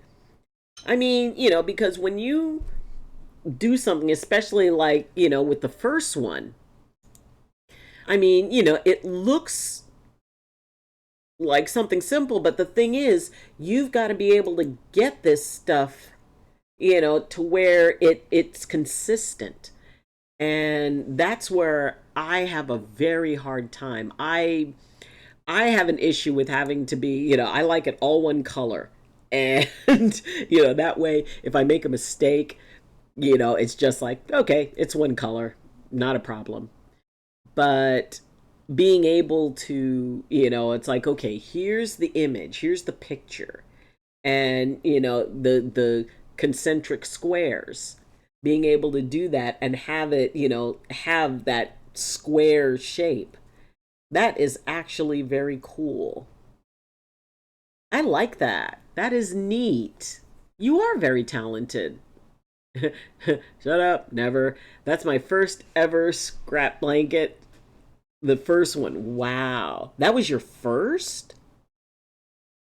Dang, you are talented. I like that. And see, and that's the thing. When you have a talent with something like this, you always have a gift. You always have something you can give somebody. I am so jealous of that. That it's like, oh, this event's coming up. There we go. So, but that's very cool. And I'm sure very soothing and meditative. My mom used to do a lot of, she would do crocheting and she'd do knitting, and she did ceramics, and she even had her own kiln, which my father hated. He said it was like, he'd go out in the garage and there was this demon thing with these big orange eyes staring at him. But I mean, it's an art form. And again, when you create anything, you create it, you have changed the fabric of reality in the universe. Barbie. What? Set up. Stare at the people, Arby. Stare at them. I can only make blankets. Well, no, that just means you make blankets. That is a very cool thing. There's nothing only about a blanket. And then you were doing the round thing. Hold on. What was this one? This is a round thing. I could never figure out the round things. That takes talent. And the only thing I can create is a red card on a football pitch. No, because you can also create very interesting expletives to call an official. I know how to make a yarn ball. Good for you. Should we cross paths?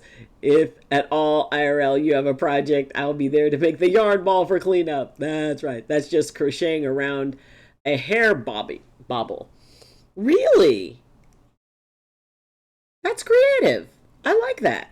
That is kind of cool. Oh, and that's one of those little hooks too. Oh yeah, you see the people doing like stuff with the little teeny tiny hooks. I mean, I'm a footballer fan. I could make a chant about anything. And how many bad words will it have in it? Whether you're feeling more of a halo moment or a horn moment. Oh, Jamie, don't change a hair for me, not if you care for me. But, whatever your time is, an hour off or the same, make sure you're making the most of it. if it's doing something relaxing for yourself, if it's depends if the rest being good or not. Make sure that you make time, because time is human made. Time is very flexible, because if you've ever noticed that when time flies when you're having a good time, when you're enjoying yourself and you're doing something and all of a sudden, oh, wait a minute, I don't have any more time left. Or if you're going through something like school or your work and you look up and 5 minutes has gone by and it feels like an hour has gone by. Make of time what you want, and make sure that a part of the time you're spending is spent on things that make you happy, things that enrich you, things that allow you to grow, learning something. Make a goal to take time to learn something new. And we all benefit from that. The whole universe benefits from it. Because as we take the time for ourselves and relax, we walk more gently in the world. And frankly, I think we can use people walking a bit more gently in the world. But it's not something that people, you know, have to do all the time. We don't always have to walk gently in the world, because sometimes the world just irritates the bejesus out of us. But then we can get back into that space by doing something nice for ourselves, learning, growing, things that make you happy. So, boobs it. Or booms. You seem to like boom. There's a guy, I think he's called Electra Boom or something, and he's so funny because he does this electrical stuff and ends up, shocking himself. So that is a neat one. I think it's called Electra Boom or something like that. And he'll do something, he goes, okay, you need to be very careful when you do this. That's funny. But, just take care of yourselves, please. Because, a lot of things are going on in the world. And some of them can be a little bit disorienting. And some of them can really make us uncomfortable. And can, create conflict. And it's not that we should be afraid of conflict. It's just, make it someplace you visit, not someplace you live. And make the place you live one that has a lot of breaks in it, that you have incorporated time that you can spend on you. I mean, theory is that we have more daylight hours, so go make hay while the sun shines. Go bowling, or go walk in a park, or go to a museum, or go to a street performance, or go to a festival. Just get out in the fresh air. Walk down a busy street if that's what thrills you, or walk in the woods, go down by the beach. Find some place that is your eye of the storm and make it yours, and visit it a lot, because we still got a whole lot of 2025, and it's gonna get crazy. And it's nothing we can't handle together, because we're all in it together. Well, that's a shocker.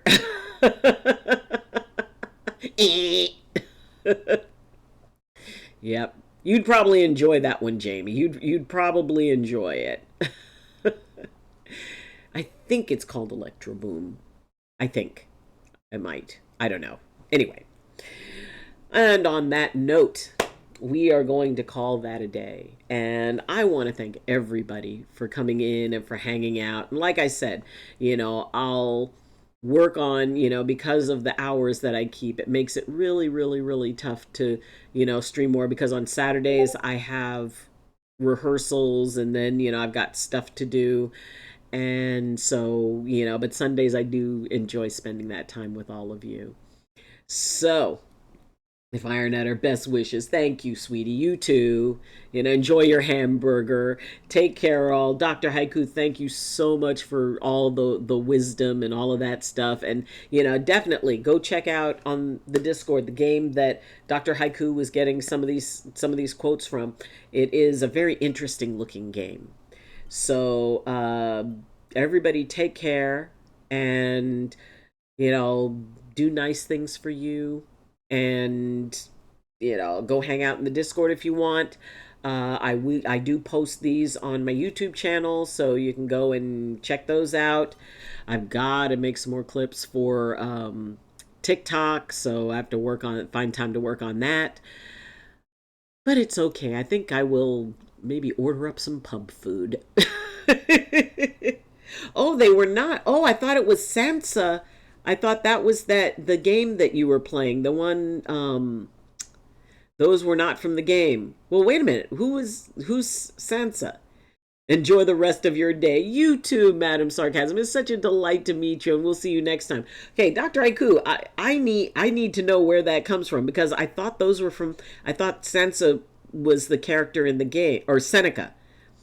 Ooh, was an ancient philosopher in Rome. A slave, actually. Mind blown. I'm gonna have to look that up. Thank you. Okay, post that or let people know about that this was an ancient Roman philosopher, because then I had it totally wrong. Anyway, everybody take care, and always, always, always remember that you are the only you in all the universe. You're the only you that's ever been, and the only you that will ever be. And what that does is it makes you special, it makes you sacred, and most of all, it makes you necessary. Because as the only you in all of the universe wouldn't be the same or complete without you. Marcus Aurelius's mentor. Ooh, put that in there so people can look it up. Thank you. See, I know something. My brain is bigger than it was. Anyway, everyone have an amazing morning, afternoon, evening, or night. May you walk gently with the world. May the world walk gently with you. And as always, I wish you balance, and I wish you blessings. From my heart to yours. So have a good day. Learn something new. I'm proud of you. And I love you. All right. The love train is pulling out of the station. It will be back again next week. Everybody take care. And until then, bye. Woo, woo.